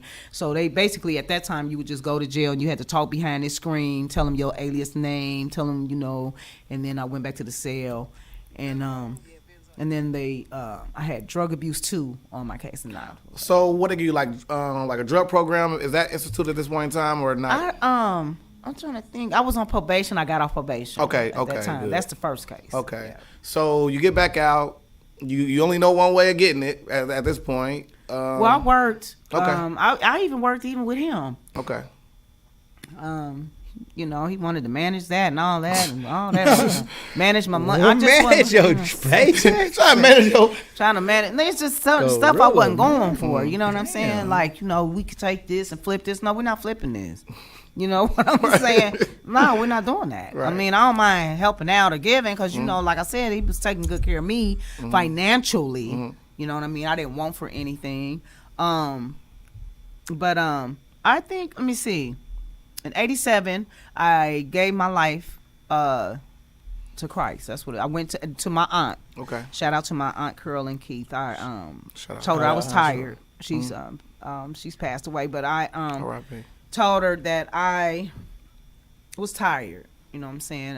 And so I turned my life around. I think maybe I was going to church real heavy for about 6 months, and then I got back to it. What was the church for you at that moment in your life? I mean, like, did it really feel like a sanctuary? Did it really feel like you were changing? Oh, yeah, it was wonderful. I had never experienced nothing like it in my life. Because at that time, my family, they went to church, but that's what they were. They just went to church. You know what I'm saying? Oh, yeah, like they go on there just because they going to church, but that's what they've been doing for years. But my aunt was really active. Yeah, and then I had my aunt, my uncle had got married. It was both my aunts actually, and they both, you know, kind of gravitated toward me at that time, and everybody was real excited that I had changed my life around. They couldn't believe it, like, what in the world, you know? And the people that led the way for me, they really were living their life. You know what I'm saying? According with the scripture, yes. What was one of the greatest moments that you could think of when you went to church? Like, one of the greatest moments? Just to feel the love of everybody and just hearing the word, and it's penetrating, and I'm really understanding, you know what I'm saying? And spiritually, I was growing really fast. I was studying. I'm an avid studier on a lot of stuff. So I just was really just gravitating, you know. I was just a babe, you know what I'm saying? And I was just so hungry when you first started learning about, especially religion, you be on fire for the word. Yeah, so you ready to go and battle people, I'm and ready you ready to, I'm you feel so me? Deep. Like, I was so excited. You ready to debate? Oh my God, I'm like, yes, it is, and so I could just remember, you know. It was something though. My granny was raw. You know, cause like she said, what y'all doing that mumble jumbo? Cause it was like a Pentecostal church. Oh, y'all was talking in tongues? Yeah, so my granny was, you know, what is that? Oh, that you down there? But she was happy, but that's just who she was. But they was, oh my God. My family was they didn't care what it was. Long as she doing this, and this is wonderful. Like they prayers had been answered. You know what I'm saying? I don't want to say 6 months. I want to say about a year. I give myself about a year about a year. Yeah. And then what ultimately led to you leaving? Well, not really leaving, because I mean, church is inside of all of us, right? Right. Temptation. Just the Well, I dated a guy, and from church. No, but they were his too soft at church. But I know, but his mom, I never was attracted to them kind of dudes. Right. Still not. Yeah. I mean, not being funny. I mean, I am, but not like that. Yeah, you know what I'm saying? I know what you mean. Yeah. I know what you mean. But his mom, I met his mother, and she just passed. I want to stop there because I got a question about that. So, you're not attracted to a church man? Is this what we're saying? No, depending on what he's talking about. No, because I don't even call Jesus, so it wouldn't be no need for me to get entangled in. Can you be attracted to a righteous man? I can. That is my prayer. That is what I speak every day. My affirmation. Absolutely. Yeah, that right there is a turn on within itself. A righteous brother, absolutely. Yeah, but not a religious brother. I'm not gonna get entangled in nothing like that. Right, but back then, a man that went to church, that was suited and booted and just work, and he felt like that was the way for him to, be his best version of himself. You couldn't fuck with it. I could have, but they was kind of corny. If he was reformed, like if he had came if he had something that I could relate to, like had he came from the streets, like myself, and then this is what he was doing, then yes. But the just the guys that was trying to talk to me then, they was corny to me then, but that was my ignorance. You understand what I'm saying? Right. I didn't know any. That's all I knew was, you know. I have something that I think from time to time, and I do hear women talking about that they cannot find a man, or they can't find a man for whatever reason. But I always think that they can find a man, and that there is a man out there that would love them and do everything that they wish that a man would do for them, but they overlook them because of some superficial reason that's like, I don't know, man. Like, for me, it's more about how a woman sounds than how she looks at the end of the day. Because to be able to hear her mouth is something that you got to put up with, man. And if you got to continue to deal with somebody that you cannot stand, they nagging and fucking with you all the time about everything. Yeah, man. I don't give a fuck how pretty she is. Period. I know. For a dude, I don't give a fuck how much money he got. If he treats you like shit and beat you and fuck you up and cheat on you and destroy you, what difference does it make? Because you still ain't gonna be. So sometimes you do have to go beneath the surface, and then that's damn near with everything that we do, man. Yeah, you know. Go ahead, so, bro. man, I'm listening to you. I'm gonna shoot. That's where I'm at too. I'm gonna shoot the sister some bells, man. Yeah. Right, because I've had that same argument before, and I had something to say. All right, presentation still matters to women, right? Such as, let's say, for instance, I gave you a filet mignon steak, and I put that on top of a paper plate and handed it to you, compared to me putting it on fine porcelain with the right cutting utensils and things like that. Presentation is really important. So, like, a lot of times, a woman to say, oh, I want this, I want this, but not you. I want this, I want this, but not you. It's like they still want to have that control, because especially when things are constantly taken from them, they at least want to say, the person I'm laying next to is somebody I actually chose, rather than society choosing who I should be with. Mm-hmm. My thing is, I remember when I got married at 22, and we had to go we had to go to counseling after we got married, and I was telling him some things, telling Pastor Mitchell about my first husband. I was just saying, I don't know, he just seemed like he weak. I don't know, he just get on my nerve, da da da da. And he said, well, first off, young lady, you got weakness and strength mixed up. For him to deal with you said to him, and he didn't hit you in your head. Right. No, that's strength. Right. But because you've been with weak men all of your little young life, right, you don't even know what strength is. You know what I'm saying? And then you look at it. I wasn't even raised with no strong. You understand what I'm saying? Right. So I did have it mixed up, and it took a lot of restraint for me to talk. You talk down. I'm talking about talk bad, like bad. So and that is my point. Horrible. When we first started talking about the person who was strong enough to turn in the rapist and don't give a fuck about being criticized, what all these niggas say, that is the real nigga. Like, that's right. The person who can say, fuck all that, I'm going to do the right thing. Right.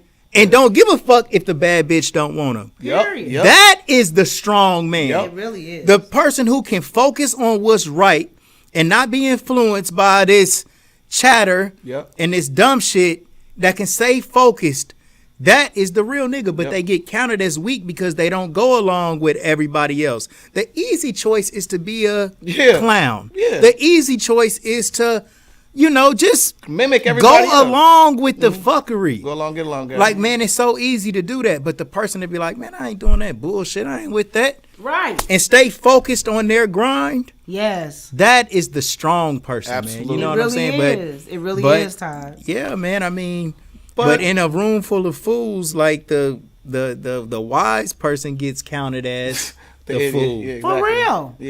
Man, bro, I'm telling you. And it's normally you got way more motherfucking weak links than you do like strong men of character. Right. I mean, it's not gonna be a lot of them. So it's. But man, you know, so me and you are taking Cash App donations for our legendary time machine that me and you building, right? That's she right. went she said to the second husband, we gotta go to the first husband, so we gotta get in our time machine to go back. Okay. Where'd you meet your first husband at? Well, I think she said when she got married at 22. That's not your second husband. That's That's my your first husband. That's your Okay. first husband. Okay, at 22. I met him. I was working at a pawn shop on 3rd. He came in, and he had just given his life. To Christ. Okay. What are things that you liked about him initially? He was really nice, real soft spoken. Something totally different than what I was used to. Right. You know what I mean? But I could just sense though, like that he had been. I could just tell that he wasn't just always in the church. This you know what I'm nice. saying? Because you've seen this happen before. Like I've seen this movie before. Yeah, right? like I knew that he had a past as well. You know what I'm saying? And so once we got to talking and everything, but what was so beautiful about him that you wouldn't know that he had been in the streets, because really he had transformed his whole life. Like he had really, you know what I mean? Like you're gonna pick up on it until he told you. I sensed it a little bit by the way, I was just listening, you know what I'm saying? A little bit. By But the he way was a he laid speak, back guy, a little bit, kind of yeah, a little bit, but he was a really laid back, quiet dude. What are some of the versus things? me? It was What were crazy. some of the things in his past that he disclosed to you that you was like, oh, like that's what I was sensing? He was used to rob people. He was a drug addict, but he come from a very well-to-do family, yeah, he just was in the streets, tough. But see, he was older than I am, so I was 22, he was 32. Okay. So Okay. you know. So what are like some things that led to you guys being married? Like, what let you know like this is the guy that I would want to get married at this point in your life? He just was, like I said, he was so different. It was like it was different for me. He just wasn't no type of hostility whatsoever. He was peaceful. Just very peaceful. And because I was so sick, I'd create havoc. Word. You know what I mean? Word. Because it was probably I was scared. You know what I'm saying? I'm thinking of it now. Right. But I mean, he had his ways. He wasn't perfect. You know what I'm saying? But he was just he was good to me. I mean, he was the type that sent flowers all the time, which I was used to all the material things. But I'm saying this wasn't coming from no street money. This is from somebody working at a hospital every day, 9 to 5. And then we eventually worked for Wright, and then we got our own cleaning service together. And it quickly went downhill, though. Read them comments. Oh. Okay, so we got Frank Johnson comment. It said, your boy Q Iran Johnson, Dayton, Ohio for life, Tina. Hi. Iran Johnson. Iran? That's What's up, IROC. girl? That's IROC. Oh, Iraq. Hill Kevin E said, she gave us shirts to wear in E's new movie. Thanks, Oh, yeah, I sis. did. Thanks, Kevin. Sharna. Sharna said, I need the rates. Hit us That's up my baby. ASAP. Spend some money. My grandmother grew up What? on William Street. That's my baby. Okay, we got Daryl Easy saying, my childhood friend. East Town That's my Posse. brother. That's my bro. You One got of my biggest support. I love him so much. you got Sandra Smart with Yes, my mouth hi. wide open. Wow, who knew? What a soldier. I love you.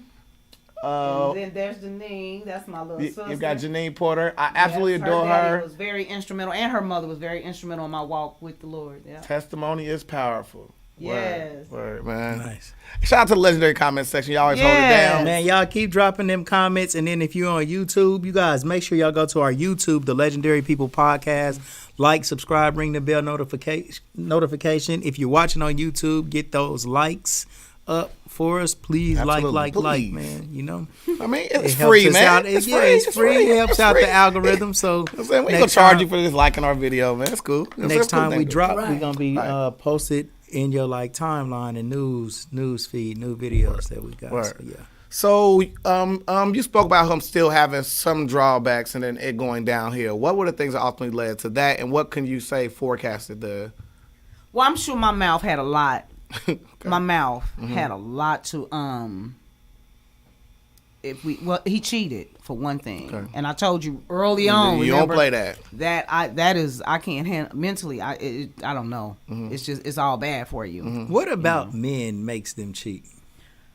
I asked because most of my men are males. My best friends are men, and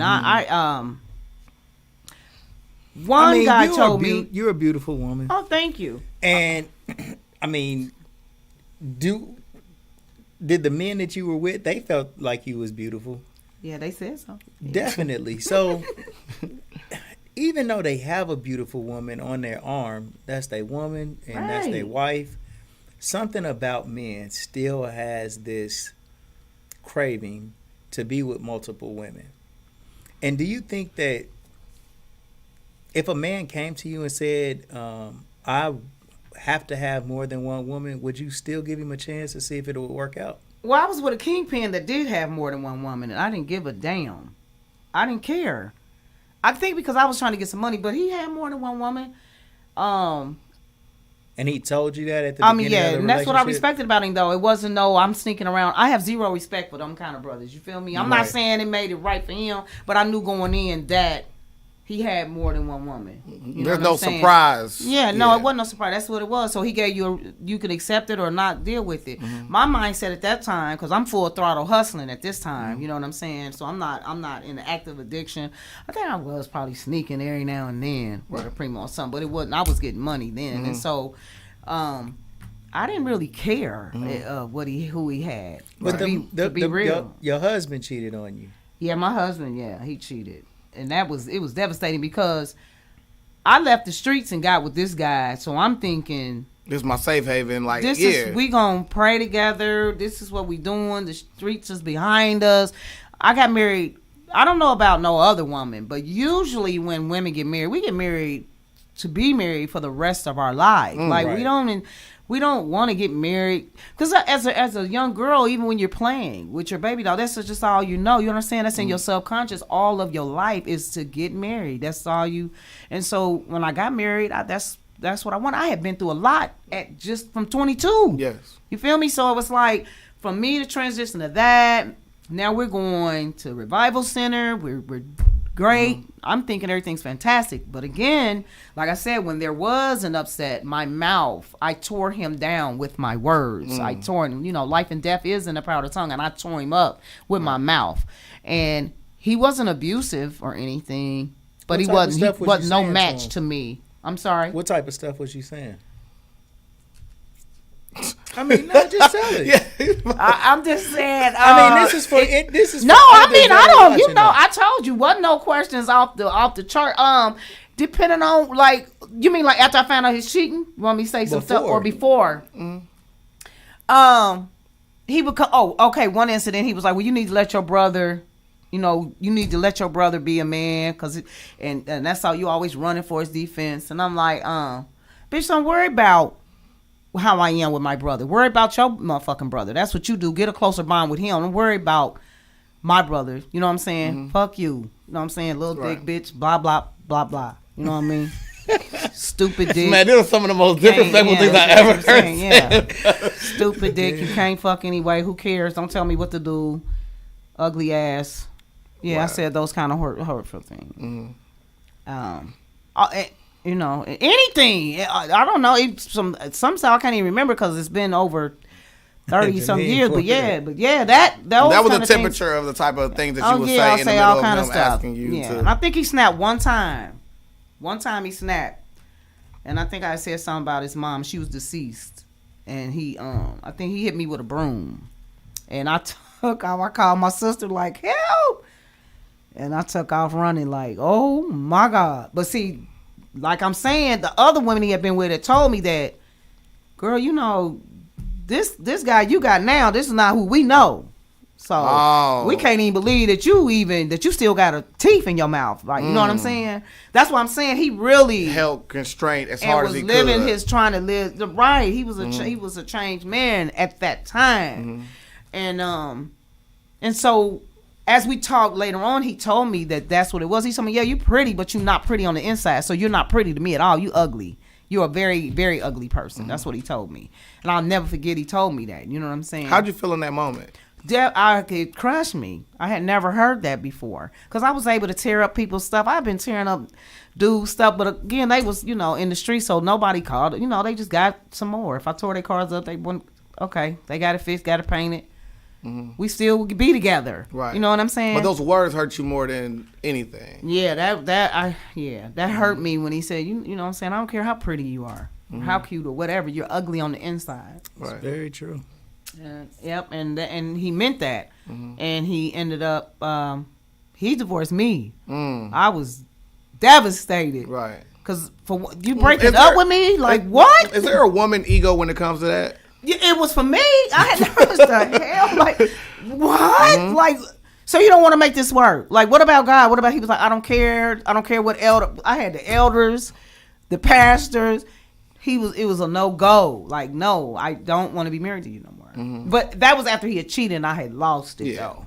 Right. Yeah, once I found out he cheated, I went crazy. Like do you I boiled think some that water. you drove him to cheat and drove him? No, to I don't look think for I drove him. The confidence? cheat was already in him because no, we talked later on. That's just what he had always done. I probably had been doing it and I didn't know until I called him because my brother answered the phone and the woman said, "Can you talk?"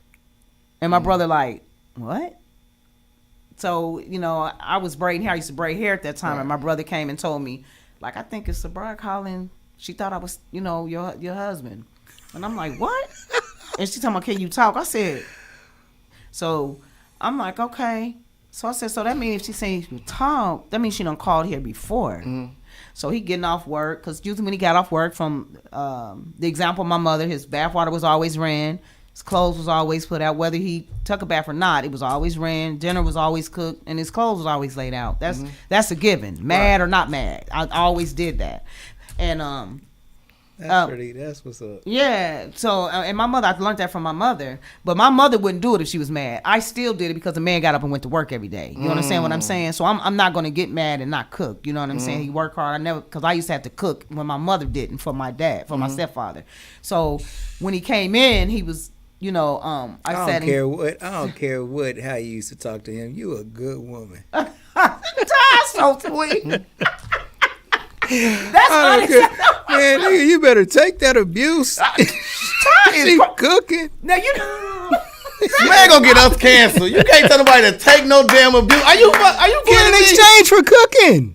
Smeg, It's not like I'm just saying take it for no reason. Since She he heard said Cookie, he just been on this little hungry streak. Exactly. I was about to say. Yeah, he just hungry. That's what it is, man. Cook No. every day, bro. Well, I just want to chime in. There's this theory that say the reason why women cheat, the reason why men cheat, right? So like they say women will cheat for like love or like compassion, things of that nature. They say men cheat for ego. So Yeah, probably so. I mean, that men cheat. that's a theory. I'm just saying cheat. that. I know why men cheat. Can.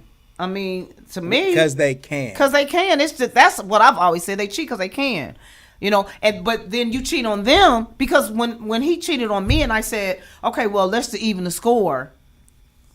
No way. He was You like, get well, your get back, you is what got they call me. He it. said, you got me messed up. He didn't even cuss at the time. He said, you got me fucked up. Right. And I'm like, oh, so it's okay. I'm supposed to forgive you. But it made me so angry. It's unnatural for a woman. It just to was cheat. unbelievable to me. And it's natural. That he did that. I'm thinking, you done came home, we prayed together, on our knees, praying together, and all alone, you done been out here. So I wanted to know every detail, and it drove him nuts because I would wake up in the middle. Right. Okay, wait.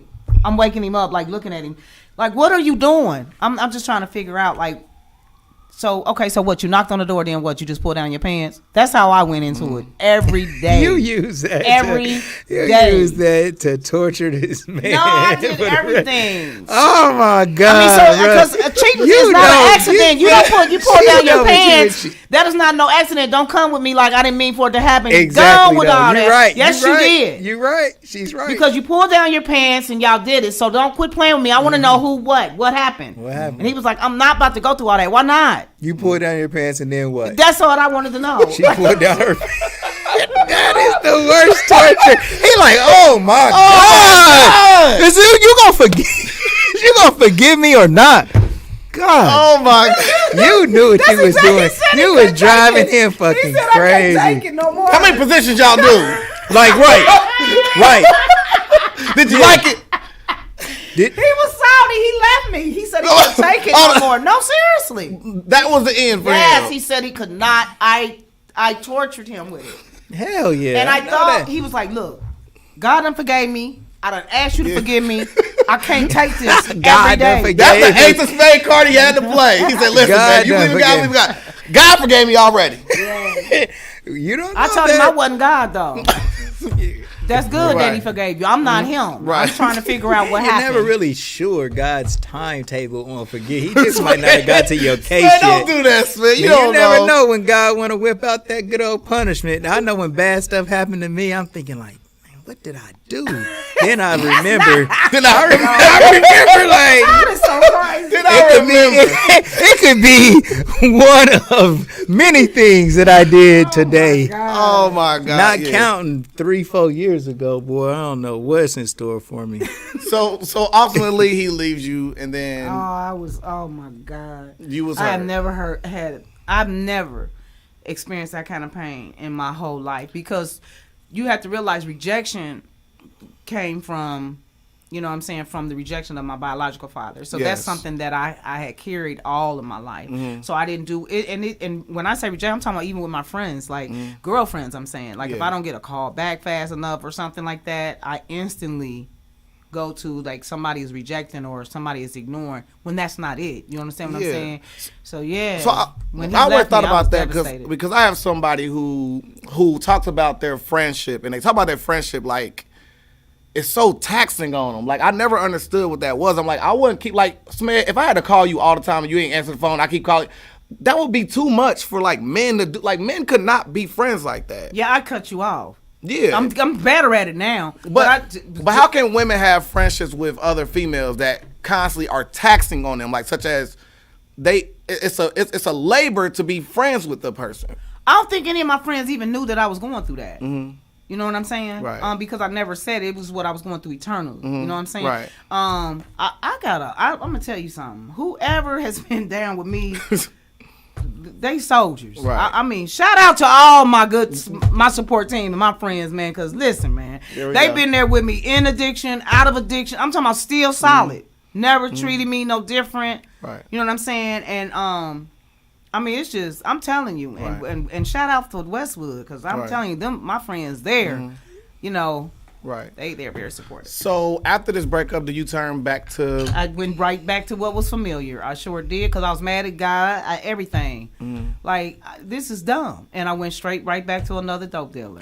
How long were you married? 2 years. Okay. 2.5 years. Okay. Yeah. Okay. So so what's the next relationship like? How do you meet him? It's always a good one to ask, like, where you meet somebody at. No, it is a good question. I drank really bad. Like, before any primos, I started drinking when I was like, I taste liquor. My granny used to have really nice parties down her basement. I started tasting the liquor, like, that people would, like, leave, like, the beer or whatever. And then, like, I would sip my grandmother's beer, too. Like, if she was not looking, I'd sip it. And I liked it. You know what I'm saying? So I started drinking, let me see, maybe about 13, started drinking, like, drunk drinking on the weekends or whatever. And then I was drunk. I stayed off of Hoover, and I was at Burger King, and my baby brother and his friend was riding by, and I had fell asleep at the wheel in line.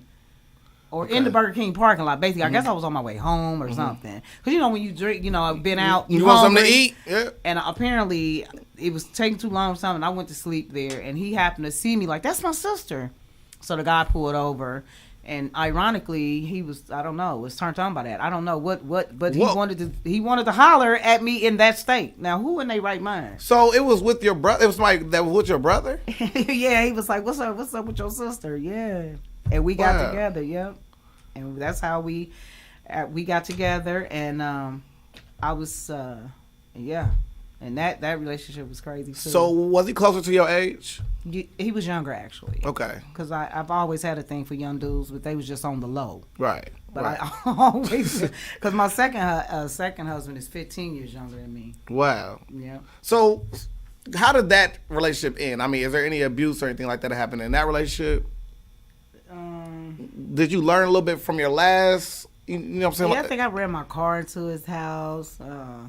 Yeah, it was crazy. Every wait, relationship you ain't about to is fast crazy. forward past I done ran my car to his house. What it was was it? toxic. I mean, every relationship, Peanut, I've been in has been mad. Like, What was the reason you ran your car to his house? Probably because he was cheating. Yeah, it goes down when that happens. Instead of me just leaving like a healthy, normal. Yeah, I'm about to ask. No. Where is the cap on how you value, like, because we talked before we started of level of disrespect.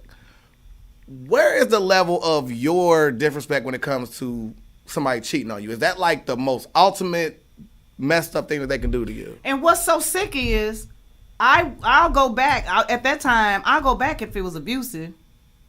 But if you cheated, it's damn near like you may lose your life type stuff because of stuff I did. Like I put Clorox in his tank, like crazy stuff. So I was abusive too. You understand what I'm saying? I'm not just playing the victim. I was. I could be very abusive if it was verbally or like damaging people's stuff, their cars, their houses. I used to take their dope. If I knew where the dope was, I'll take it. You know what I'm saying? So I was very toxic. I was a very wounded, and I'm learning now. Right. You know what I'm saying? I'm healing now, and I'm a better person. Right. So eventually you get married to your second husband. What are the things you saw in him that made it say, God. Sorry, I mean, it's the road we on right now, right? I know. What year are we in right now? Like what year? Yeah. It's 2021, Smith, if you didn't know. It's 2021, Smith. 2022. I married him when I was about 40. It's 2022. Take this little punk ass point. Take this little punk ass. He gonna wait. Did you see that? He tried to flame me. Take the little punk ass point. Thank you. I couldn't bring you that point personally, man. He don't know what year it is, y'all. I don't know what year it is, y'all. I'm still grinding like that, Smith, because the new year don't start until the daggone spring anyway. That's Period. right. In That's March. right. Yeah. That's right. That's right. Yeah, That's get my point back, facts. Smith. It starts in it's still 2022. Smith, get my point back.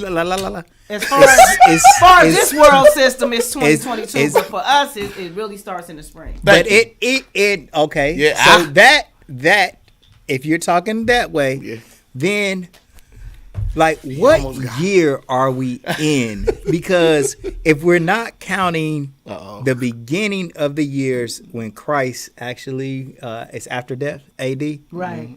If we're not doing that, then what year are we in? Oh my God. That's a good question. That's That what is I'm a good stu- question. So Smith. That's exactly So what we I'm like in I'm 6,000. studying now. We in 6,000 something.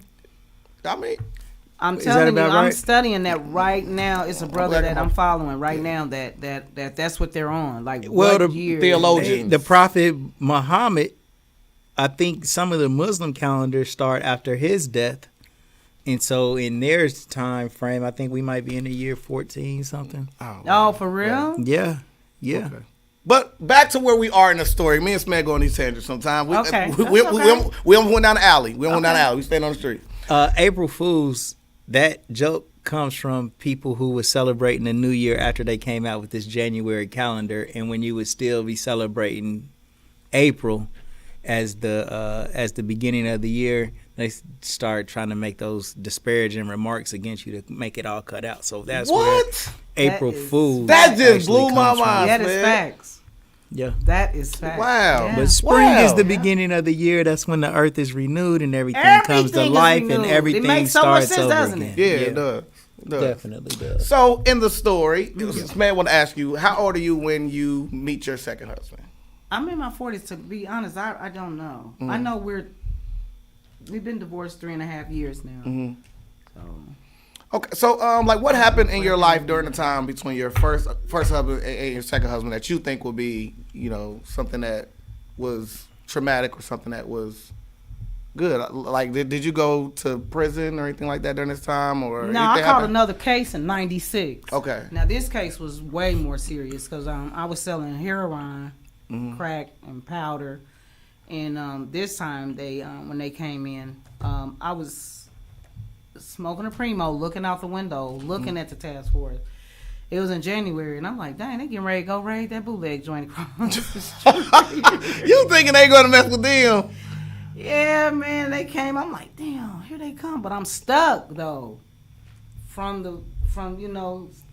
stuck. Like, damn, so I put the joint out like, damn.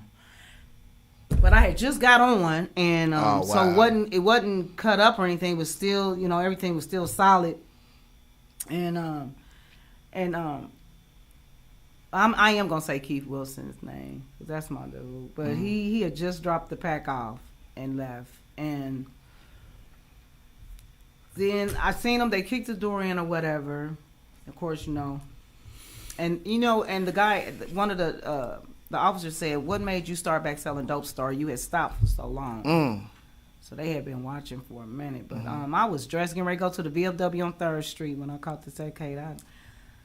It's crazy. So I caught that case. I want to see some of your pictures from back in the day. I'm sorry?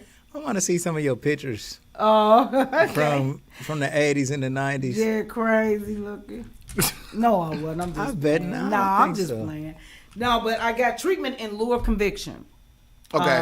IOC. They That's when you do every condition of the court, and then they'll forgive your record, and then absolutely. And so actually a lawyer came in, and so he saw my case and said, I want to do your case pro bono. Right. I'm thinking like, really? Dang, wow, thank you, Father. You know what I'm saying? Right. I just was like, man, once again, the Father is around me. You know what I mean? No matter what, like I know that Yeah. I've been protected, I've been robbed, I had, you know what I'm saying, gun all in my vagina.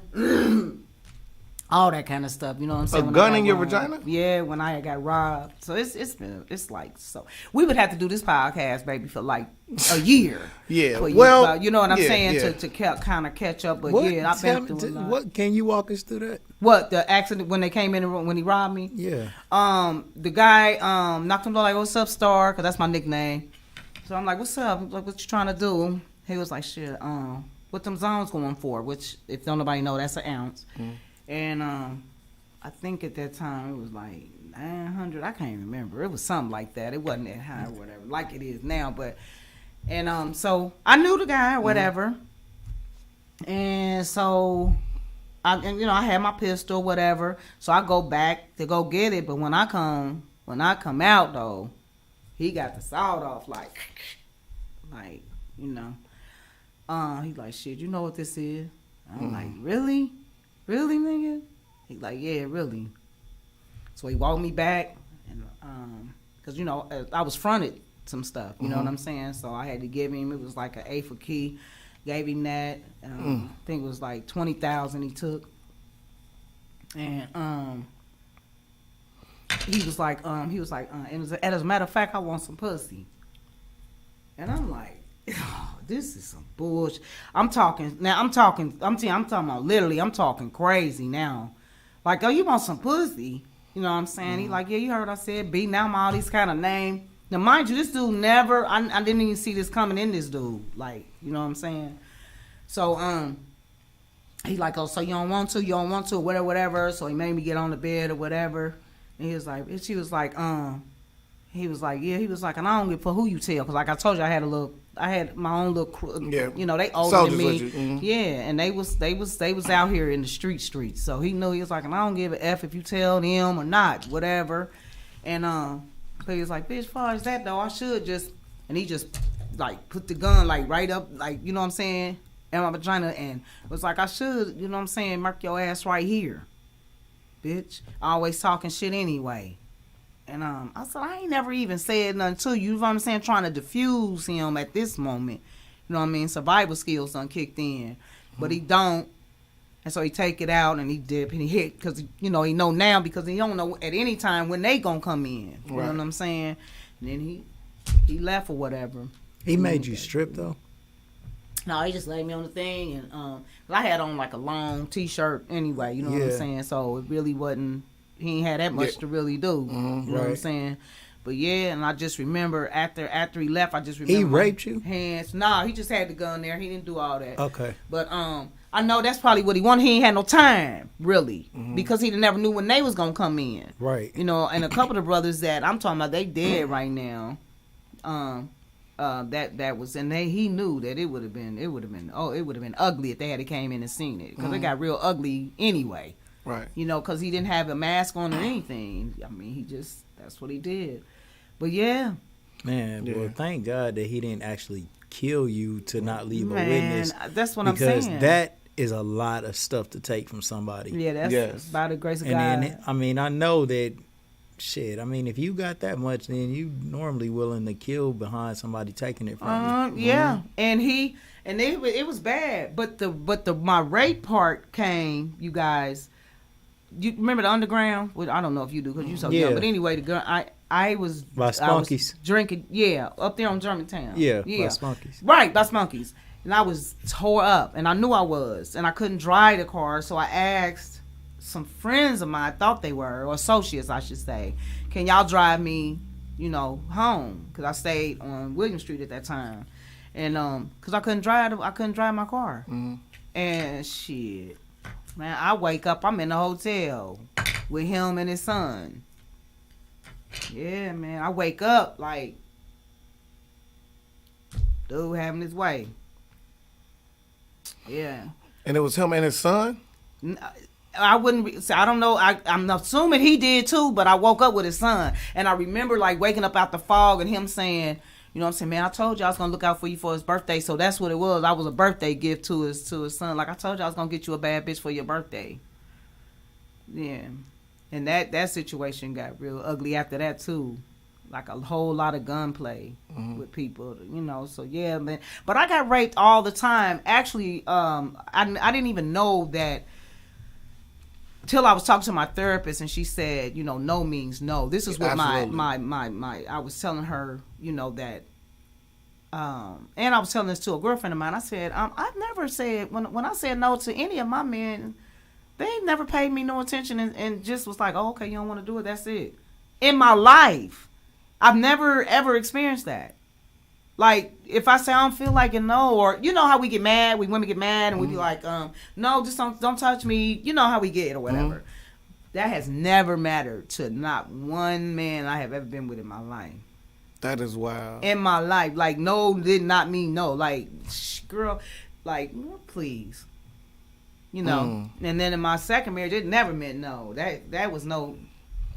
That you is my wife. You got me effed up. You know what I'm saying? So like the middle of my thighs would be like bruised up from where his knee. You know what I'm saying? To spread my legs open. Yeah, I've been through that. I've never really had anybody when I say, no, I don't want to. You know what I'm saying? If I do, then I don't remember. But I'm telling you, I've never been in a relationship where I told a guy no and they really just was like, oh, okay, you don't feel like it. Okay, cool, bet. I've never been with anybody like that. Wow. I mean, as far as a relationship, I'm talking about any relationship. No, any relationship that I done been with. Well, I never, when I'm saying that I say no to, basically, when I say no, it's because I am upset. Right. Because I don't say no to my husband. I didn't say no to my husband. Right. And so I had to be mad. You know what I mean? And I tried not to do that because, at that time, biblically, I'm thinking, you know what I'm saying, you still supposed to submit to your husband when you da-da-da-da-da. But then, it just depends on what I'm mad about. I don't care what at that moment, you know what I'm saying, what the scripture, I don't want you on me. Right. I don't want you touching me. And especially in my domestic, with my second husband, it was very volatile. So I really didn't want him touching me after we done got in a fight. He had pushed me and I broke my ankle. And then, he had pushed me. He wasn't like no... fists or anything like that, but it don't matter. You know what I'm saying? You push me and I done broke my ankle and then my finger, I can't, you see how my fist won't from where I tried to brace a fall and I dislocated my fingers. So, yeah. So, was there ever a situation where you was in a relationship where there was an argument and the person just wanted to leave and you didn't let them leave? Or was it ever... Oh, yeah. A lot. Because I had some really good dudes. But just me probably being so crazy, they tell me that today. Like, girl, you was so crazy. I loved you, but you was crazy. Like, yeah. One guy just told me that. He said, I tried to leave and you picked up a bike and tried to throw it at the windshield. He said, I was trying to diffuse the situation, get away from you, Star. You just went crazy. But again, remember that was rejection. Right. Oh, you understand? Wow. Yeah. You know what I'm saying? Like, he's trying to do the right thing. But I wouldn't allow it. So I was sick. That's what I'm saying. I'm it's healing. At 52 years old, I'm still healing, and I understand now. You know what I'm saying? Strengths and weaknesses, and knowing what not to accept. Like I'm like calling me out of my name.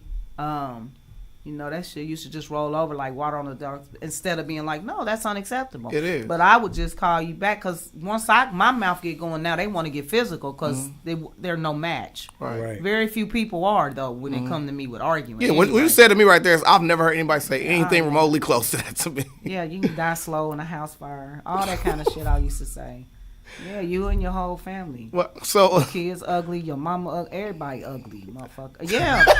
We cutting that clip right there. I mean, no, I ain't say cutting it out. I'm cutting that just so I can have for myself, just to. No, but that's the kind of stuff. But again, that's what I'm saying. Hurt people. For sure. And so, but you know, when the first thing guys see is, like you said, physical attraction first, and so they probably think it is all good until. I'm carrying that baggage on what dude did, and the other guy did, my daddy issues, my mama issues, my family issues. Right. You know what I'm saying? So, but also, I mean, to spin this into a good thing is because you actually took these stories and packaged them to help people. So, talk to us about your prison ministries and how you kind of help people out in that regard. Okay. So I actually had a vision. I was sleeping. I got up and I got a notebook, and it was just like write down all of this stuff. And so it was like get a P.O. box.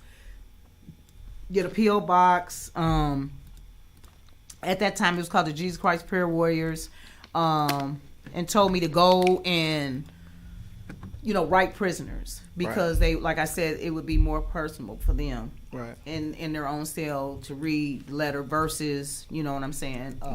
And share the good news, basically. Right. Because, like I said, a lot of them don't want to go to the mom, or like the translation for the Bible is really the good news of what the Bible was. Yeah. So that's good. Yeah. So that's what that was, and so I basically I did that, and we was doing wonderful things. Like we were going to different places, just ministering. It was a bunch of women from different walks of life. We got together and we were just sharing our testimonies. Right. And so, like I said, I went up there to pass out the paper, and then the chaplain happened to be right there. Look at God. Like, soon as I walk in the door, he's coming out, and he heard me telling her, like, I have a prison mail. Can you get past this to the women? I just want to let them know, because I can correspond with some that don't have anybody to correspond with. So he was like, well, why don't you just come back up here, tomorrow? Are you free tomorrow to come up here? And then you can tell them about your prison ministry. I went in there, and when I shared my testimony, he said, we got to have you back. And it was on. Now, mind you, I was doing this for a whole year. Then when I went to go back up there, some other lady says, well, do you have your ID? Have you been to our class that you have to have? I said, man, I've never took a class. I've been coming up here for a whole year. Right. Well, they weren't supposed to let you do that until you went to a class. I said, well, I'll take it. But you see what I'm saying about a favor of God, how I was able to get on in there? So I was able to get on in there, and like I said, it touched lives. It was wonderful. It was a great feeling. And one of the notable lives that you touched, which is dear to our community, which is China Arnold, right? Yeah. So, and for the people who don't know, can you share a little bit of her story? Well, China Arnold was a young lady that was accused of killing her baby in the microwave, and I was finishing up speaking.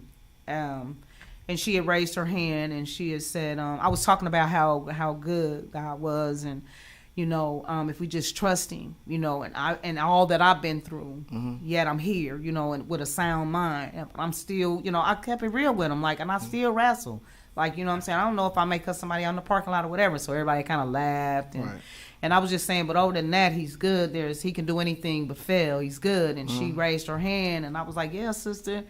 And she was like, well, if He's so good, I don't know why I'm in here. He ain't been good to me. And I said, well, sis, I'm sorry that you feel that way. Now, at this time, I didn't know this is who that was. Right. I didn't find out till afterwards. And I said, well, do you mind if I speak with you, talk with you afterwards? But by the time I got to speak with her, she had already left. But they said she had been coming every time that she heard that it was my time to speak, that she would come and listen to me, and I didn't even know that she was in the audience. Wow. So I do know that I know seeds were planted. You know what I'm saying? From my testimony. I mean, it's way different than what she's going through, but none that's the same.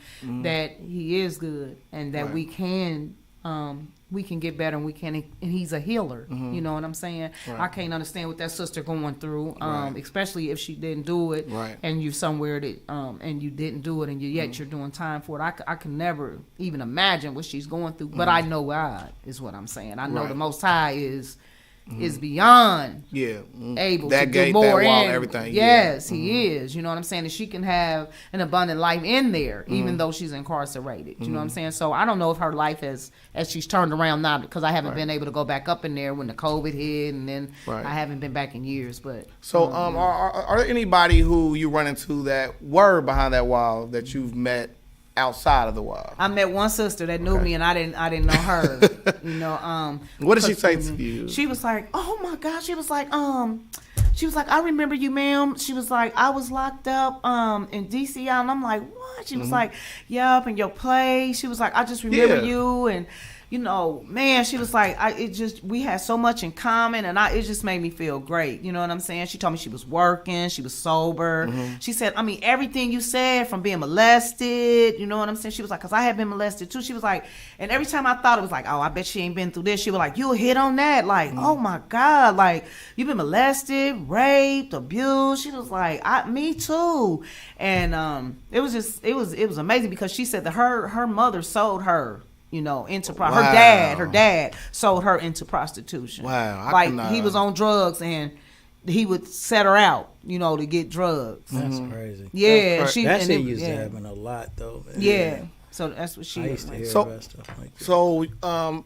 So you spoke about a play. So can you give us a little bit of what the play entitled? Entailed? I was from 10 till I was 18, so I had different inmates portray me at that age. So it was And I a full narrating. on stage play. Yeah. With the with the people that portraying inmates. me. Yeah. And I had the microphone and I was narrating. You know what I'm saying? I'm waiting on, like when I was 10, it was like, yeah, she's on the porch. So the girl had put her hair in some ponytails and she was just sitting there. I'm like, she's waiting on her dad, but he didn't show up. And she was just sitting there, you know, portraying me how I probably would have been at 10 on the porch waiting and he didn't show, and how I was sad. And then it went to, you know, when I was pregnant and I didn't want to tell.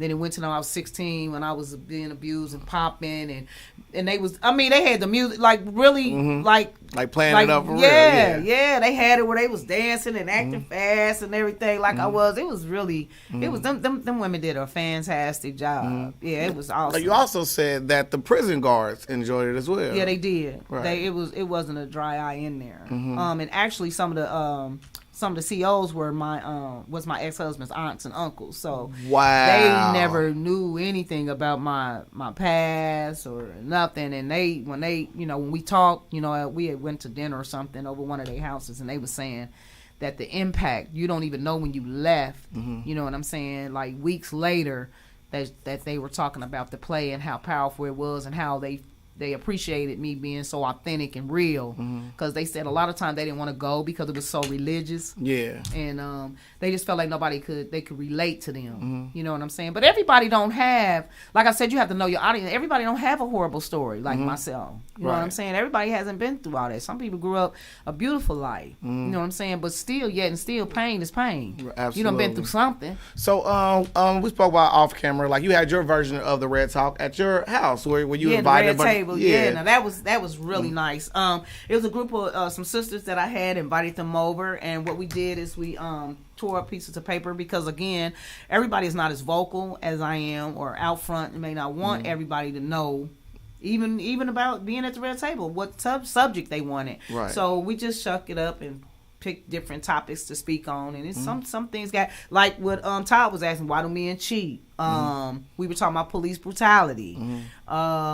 Talking about black men. We talked about black women with white men. I mean, the topic it was awesome. It was a lot of deep conversations went on. Got kind of heated because it was like one of my white sisters was there, and her I think one of her answers were, well, I just think if everybody would just, you know, abide by the law and do what the police officers say, and I didn't lose it, but because I know that this particular woman, honestly, just she's hindered by her perception. She's hindered by her perception. And I had to let her know. You have to be living up under a rock to not know or see the injustice. So let's just We talked about it, but it was like everybody else kind of getting, especially my mom. She really was on fire. Shout the mama. Yeah, you mama know what I'm hold it saying? down. Because come on now, you know that it's not fair, and it has never been fair for us over here. So stop it. But I can say in her defense, she wasn't trying to be funny.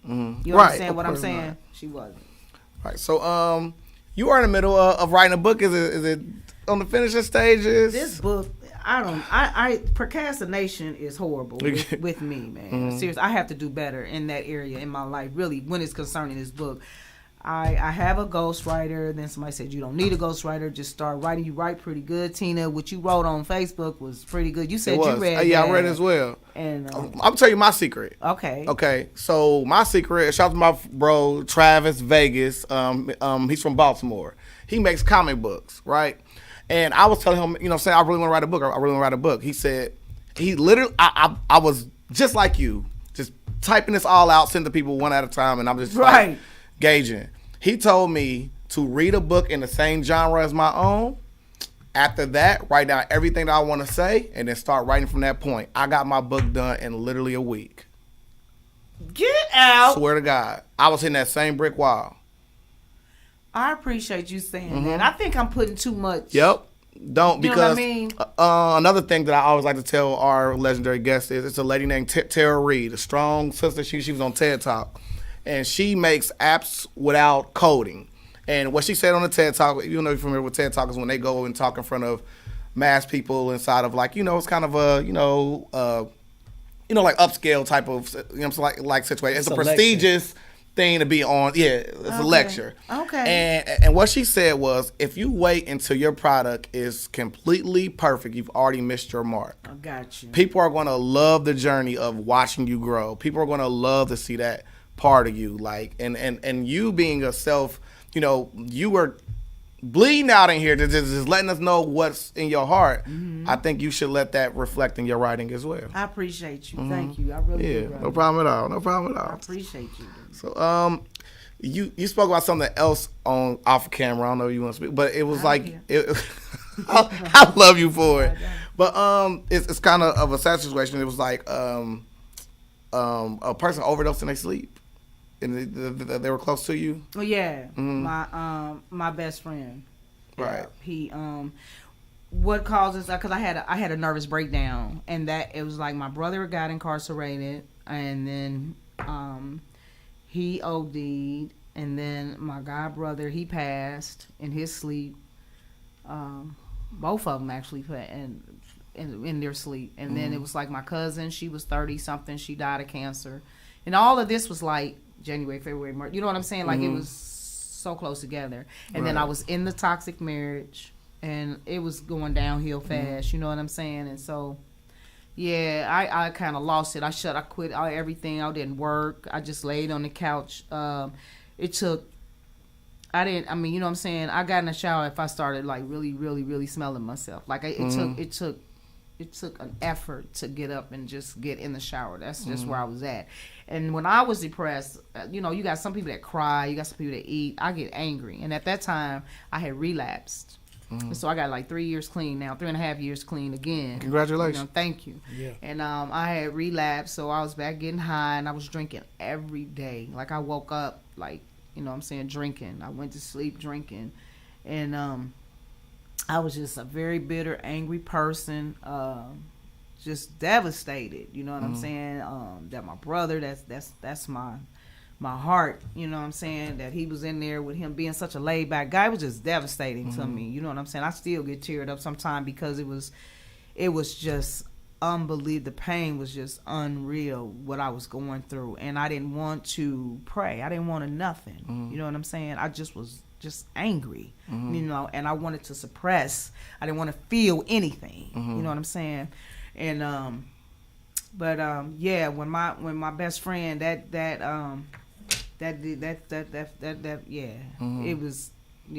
tore me up. Right. Yeah, because I miss him every day. But yeah, that tore me up. Yeah, it's been a lot. Yeah. It's been a lot, and still going on, like going through a lot of deaths and stuff now. We just laid my godbrother, one of my godbrothers to rest. Let me see, what's today? Saturday. actually. Wow. From COVID, yeah. So it's been rough. So, what has the safe haven cleaning been for you? Has it been a safe haven for you? Because you eventually started that inception of doing that. That came up out of the depression. What I needed for myself, because everything was in a disarray. My room was like a hoarder's because I never went in there. I slept on the couch because after I got my divorce, I didn't feel right being in the bed. You feel what I'm saying? It felt weird, so I slept on the couch. And so that room reflected my life. Wow. Like when you saw me, when I did go out, I may have, threw a wig on, put on a little makeup or something. You thought it appears to look like I'm okay. But on the inside, I looked like my room. Wow. You understand what I'm saying? Yeah. It was tore up on the inside. So I was a dressed up trash can at this point. And so that's what I needed. I needed organization. I needed everything organized, everything from the kitchen cabinets. I needed clothes washed because the dirty clothes and clean clothes was all combined together, and it was just a struggle. And I looked at it literally like I just throw it all away because I didn't have it mentally. It was too much, overwhelming for me, very overwhelming. And and then you don't want nobody coming in because you're like, I don't even want nobody seeing this. And so it's like, then at that point, I just kept just leaving it like that. And one day, Peanut, I was just like, I started saying affirmations. So I put on YouTube and I just began to say affirmations every day. Like, I am healed. I am whole. I am forgiving. I am love. I love. I forgive. You know what I'm saying? That was something really big. You know what I'm saying? I forgive because all that anger I felt toward my biological father, we did make amends. Like, wait, this go back though, but I was able to make peace. So that was really good that I was able to make peace and we were able to mend. And then he ended up passing, and that was a devastation within itself. That bothered me because I held on to anger with him for so long that I feel like I missed my my chance to to be with him. Right. You know what I'm saying? Right. And so I just try to tell everybody, man, you gotta let it go. As far as because it'll be too late. By the time it is time to mend, you be gone. You know what I'm saying? And I didn't want. I was so adamant about I'm not asking him for no forgiveness. You know what I'm saying? Because that's what it was in my spirit. Tell your father you forgive him. Ask him for forgiveness for what? You feel me? He the one that wasn't there, but I wasn't seeing it. But then once I did it, it broke something in him and it broke something in me. You know what I'm saying? Right. And forgiveness is powerful. Yes. You know what I'm saying? And it's not even for him. It was for me. You. Absolutely. And then love is powerful. And then he just kept stressing how much he loved me. So then it was like, okay, now we can rebuild this relationship. And then he passed. Right. Feel me? So it's like I was so angry all them years. And then when you know what I'm saying? Not saying I didn't have a right to be angry. Absolutely. But I'm saying when the Most High told me 10 years prior, you need to tell your dad you forgive me. You know what I'm saying? So when you hear that, some people may think it's a small voice or whatever. They may not know the voice of God. I did, but I still didn't want to. My pride, I just didn't want to. I was so angry. You understand what I'm saying? Yes. So, so that made me feel good. It was kind of like when I knew that I healed. When I finally started feeling a little better. I realized I started thinking about him a lot, and that helped. But it was an insurance lady that came, which is the lady that was at the red table. Yes. She said, well, she could just tell the change. And she kept saying, what's going on? She said, well, this is what we're going to do. How about today we just get up and get in the shower and I'll wait right here. And I said, I don't feel like it. Now, my depression is anger. Mine is not the crying. Mine is anger. And I said, I don't feel like it right now. And she was like, well, I'm not trying to step on any toes, but I just think you'll feel better. She wouldn't give up. I may not have did it that week, but then she came the next month and she asked me. And then I did. You know what I'm saying? Okay. And I felt better. And then after that, it was this group thing where it's you, they had it at this whatever. Frisch's Big Boy? Whatever. Yeah, Frisch's Big Boy. And they would have this group where you let your business be known. So I told her about, and I said, well, I want my business to be safe haven. She said, well, get dressed and I'm going to take you to meet some of my people. And she paid for my insurance. Wow. And I met those people. They were great. And I started my business with Fabuloso, Clorox, SOS pad, a broom, and a mop. Wow. This is a mantra right here I want you to look at. This right here, this saying, I don't want to blow it, so I'm going to try to Google the meaning of it. Okay. But it's Ho'oponopono, something like that. Yeah, that's close enough. And the meaning of it is really something that we all need to make sure that we say to ourselves. Okay. You know. Ho'oponopono. And hold on, I'm gonna pull it up.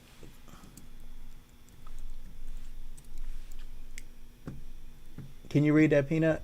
Yeah. What's it say? Ho'oponopono is a Hawaiian practice of reconciliation and forgiveness. The Hawaiian word translates to English simply as correction, with the synonym manage or supervise, and the antonym is careless. So, but when you're saying this, it's saying you're saying I forgive myself. You say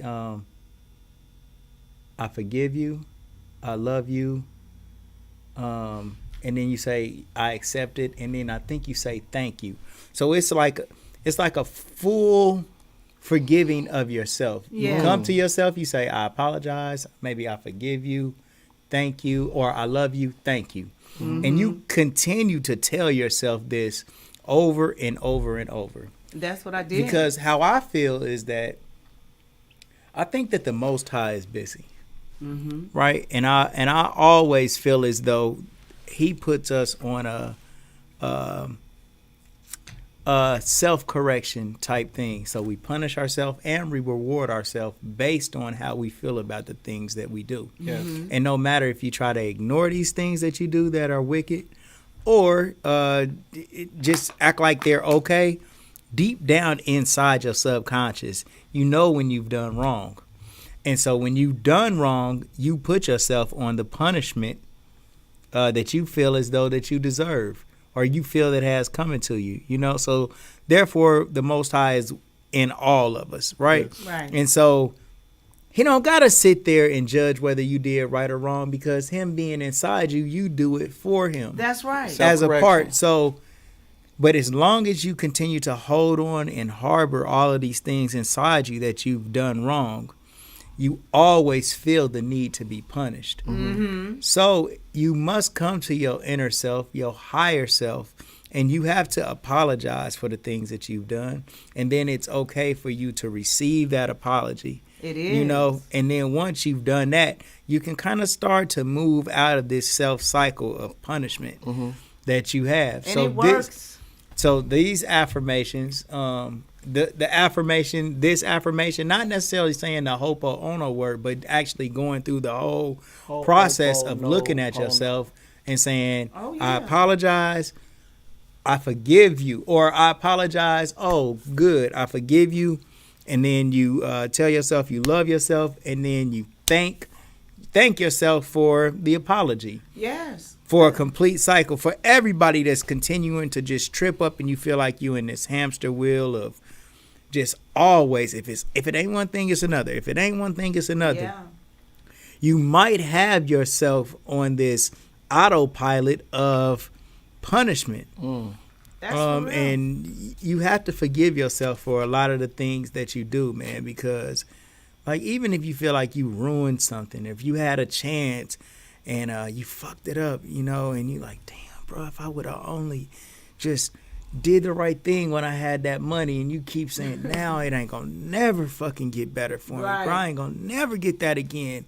These become self-fulfilling prophecies, man. Yep. And all of these words and feelings are magnetic to the things that you are attracting into your life. And, you know, there's no proof of any of this stuff other than different research and scientific type, not scientific, but just kind of like just research from interviews of people to figure out how they've gotten ahead in life. Yeah. And a lot of these things are ways that people kind of like vision, act, next you attract these things into your life. good and bad, man. Yeah. Like, bad attraction is so much more powerful than the good attraction, because for all the things that you've went through in your life, like, you hold on to that baggage, and then you start feeling like there's nothing good for me. This shit is too good to be true. When you hear something good is supposed to happen to you, you doubt that this shit is going to actually pull through. And when it does pull through, you surprised. It's because of all of the negative things that have happened to you and how things just don't seem to go right. Or when they do go right, they don't last long. So it's very important to speak life in your life. I'm telling you, I'm a living witness to that, because I'm telling you, that's what got me up out of it. I began to speak. You know, understand what I'm saying? And I had to hear, because faith come by hearing. Yes. I had to speak these things to myself. You know what I'm saying? Yeah. Every single day I said it, and I looked in the mirror.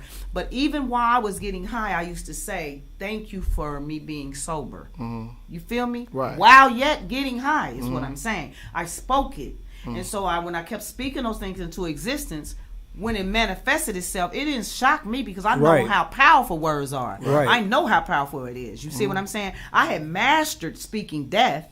You know what I'm saying? So I know how powerful it was. So I know I had to master speaking life, but not so much in your life, but in my own, because like Todd is saying, so I can, go on that because so much had happened in my life, and not having self-worth, you understand what I'm saying? Because there's no way I couldn't love you because I didn't love myself. You see what I'm saying? So nobody in their right mind that love themselves would ever be continuously to go back. I'm not going to say nothing can happen, because I can't say what a person to do. Right. But I'm saying to continue to go back into it. And then not just one relationship, then you turn around, and then when that person may not be abusive, you're abusive, because now you're the abuser. It's a cycle. You see what I'm saying? It's like, so when I began to speak life into my life and speak healing, you know what I'm saying, in my heart and my soul, like from the depths of it. Now I knew about, the religious words and stuff to do and all of that, but I'm talking about this was totally different this time when I hit bottom as far as mentally. Right. It was something so different. Like Todd is saying, I forgave myself, I forgave others, and I just began to speak life. Like, I'm going to have this business, I'm going to be wealthy, and not so much as talking about just finances. I'm talking about wealthy, period, just rich in spirit. Yes. You know what I'm saying? I'm already a giver. You know what I'm saying? We used to feed the homeless, clothe the naked. I do those things still right now. You know what I'm saying? I went and fed the hungry. I don't do that anymore, but I do clothe the naked. I'm always getting donations for that. But I just began to just speak, and I'm speaking life, and that's just what has been so important for me in my life, Peanut. Well, here on the Legendary People podcast, there's a thing called the butterfly effect. Was there something you said during the course of the research? Something you said during the course of the interview, or something I found in the course of the research that I found was truly profound and amazing.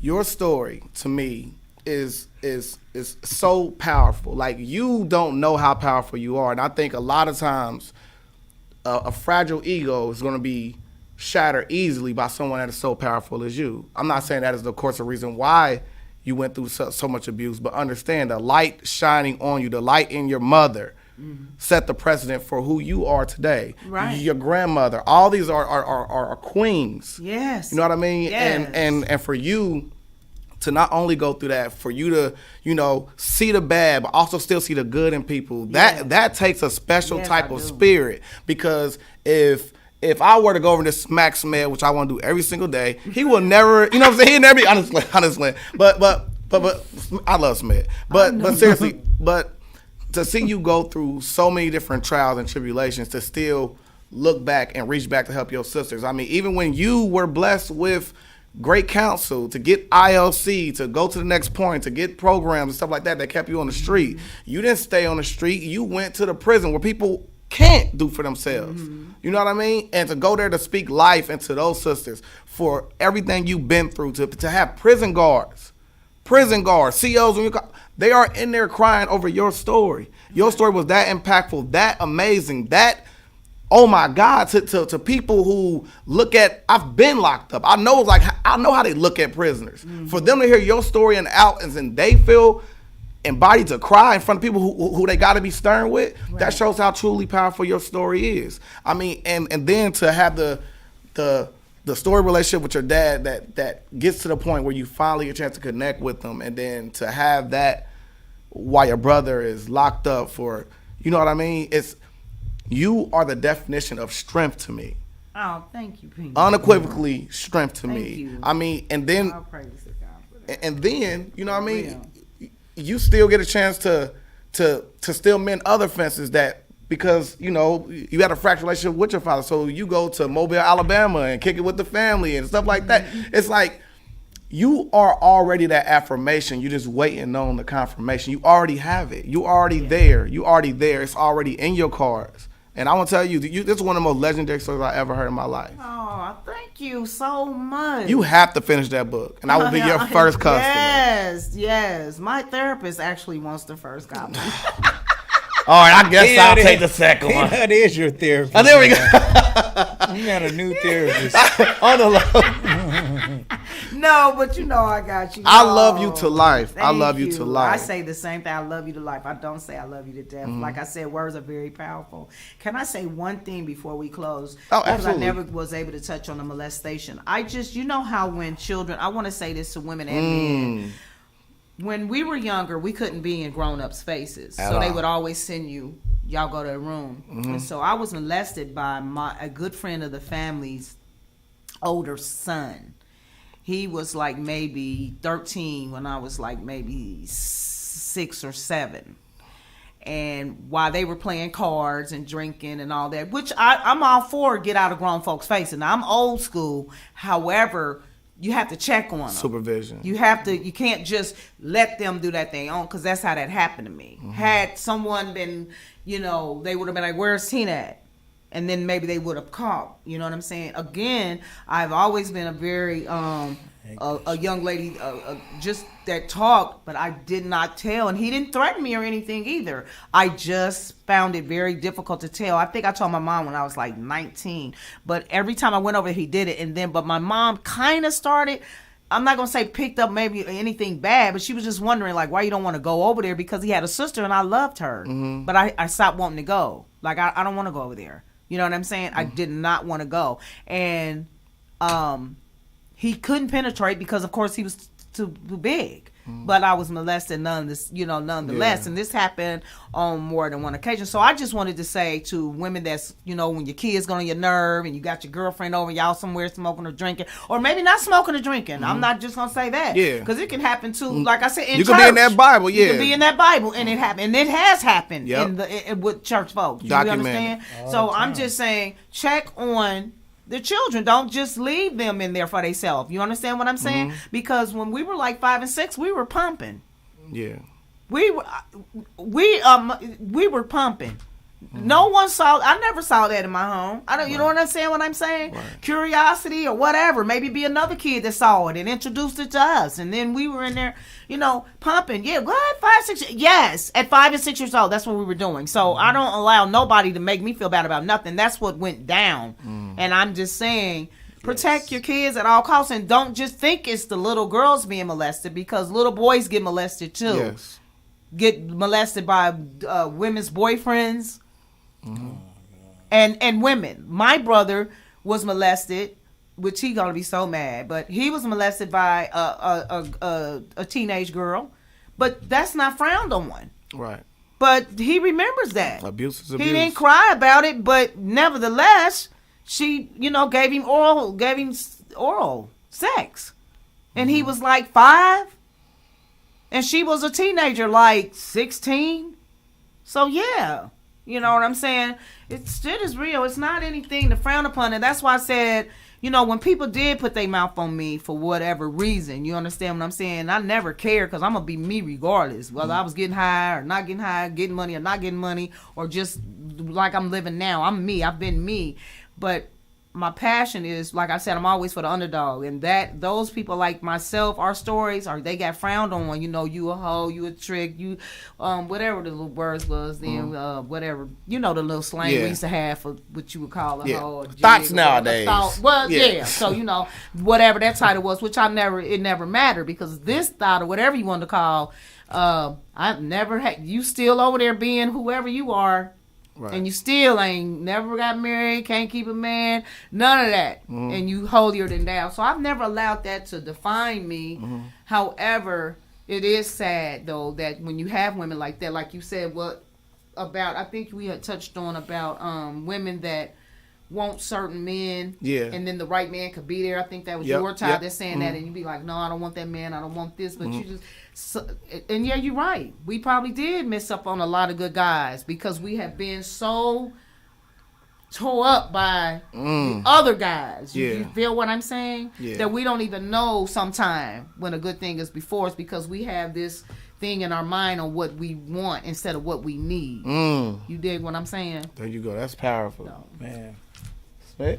I appreciate y'all. Hey, you guys, man, like, subscribe, ring the bell notification. Like on YouTube. Man, this is the Legendary People Podcast. We have we got some. Who we got coming on this week? I got check it out. Wednesday, I know we got a real cool guest. Who is it? Wednesday we got Dion Barnett. Dion Barnett, man, my big bro, man, real. This bro.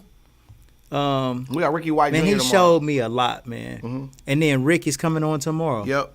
All right, so we got Coach Ricky White. Y'all gonna want to hear his story. He major. Yep. And we got Dion Barnett coming on Wednesday, man. And then Thursday we got Mystic Gooden. Okay, and we got Mystic Gooden. And you gonna remember her because remember when we had that story about Parkside? She called in, man. She's a very, very highly educated, and real, and she's also a model. Man. And fashion designer. It's gonna be dope, man. So okay, you guys, make sure that you just tune in, like, subscribe, ring the bell notification. Before I go, Tina, I wanted to say to you, you went through an era, man, that it's legendary in itself. You know, infamous. You came in in an era where crack first started. Right. Streets was going crazy, and you was dead smack in the middle of all of that. You know what I mean? And there's a lot of people that didn't make it through that. Yes. They didn't. And for whatever reason, you was able to not only make it through it, but be really, really in the mix of it all. And I think that your testimony could be heard by a lot of young ladies right now that are looking for the street, dude. The street nigga, the flash, the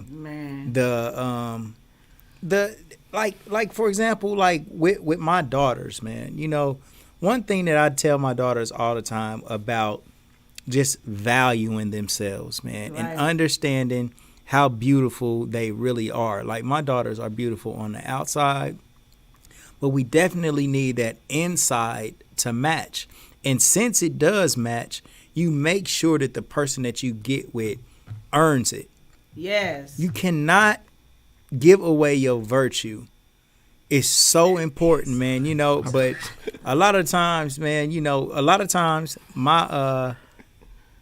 my daughters will hear me say that type of shit, and they think I'm being extra, or they think I'm being just I'm your you're my dad. Dad don't know shit. I'm old and I don't understand what's going on right now, but I do understand the mind of men. That's right. And that's right. Men are different than women are, man. As far as sex, recreation, and how they view cheating. You said men cheat because they can. Period. Not because they even necessarily want to. Like, a man will be put in a position to cheat, and he'll be feeling like it's wrong, but he'll do the shit anyway. A nigga will see a woman at the bus stop and pull over and swoop up a woman who has absolutely nothing to offer him except for sex.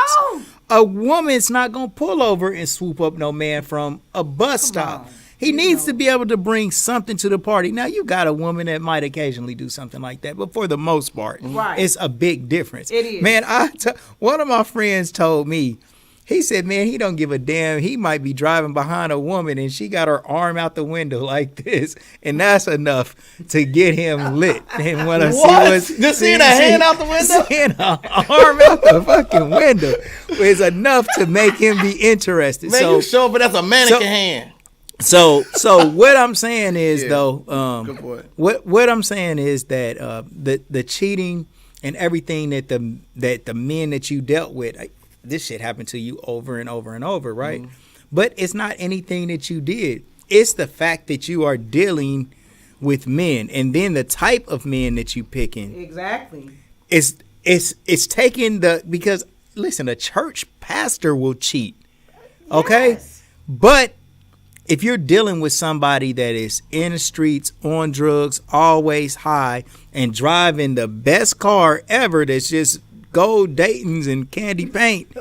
This nigga is attracted to every woman that's gonna be fucking very easily. Very. So for women, you need to just slow down a little bit and pick the right guy, man, That's to right, Todd. avoid Come a on, whole man. lot of heartache. Speak on it. You know, we're the sum of our choices, man, and that goes for me too. Oh, yeah. You know what I mean? Oh, So, yeah. And you know what? I'm going to shout that brother out one more time before we get up out of here. But, Tina, to just kind of just give you some flowers, Thank you. you have went through all of that and still overcame. You got your own business. You're doing your thing. You here on the Legendary People podcast. Yeah. You're a beautiful woman. Thank You got greatness ahead of you. Like, your future is bright. And it's really cool, man, for you to be able to come and I've enjoyed it. Thank you. yeah, you know what I'm saying? Y'all Tell your really story, made me man, feel to great. give other people inspiration and give them some red flags to look for so they can avoid some of the mistakes you made. So I want to shout out the brother Domingo Menendez again one more last time. And I just thought about one thing that one more thing that, like you said, was you said the most hurtful thing that has ever been said to you was, you beautiful on the outside but not beautiful on the inside. And I'm telling you, you have changed that story and that narrative with what you have done and what you do for other people. You are beautiful inside and out. I appreciate it. Thank you for coming on our podcast. Yes, thank you. So Pino, much. what you say? Legendary People Podcast, Legendary People, Legendary Stories. Cop some merch, cop a shirt. All right, y'all. We love y'all. We'll see y'all tomorrow, 6 o'clock, man.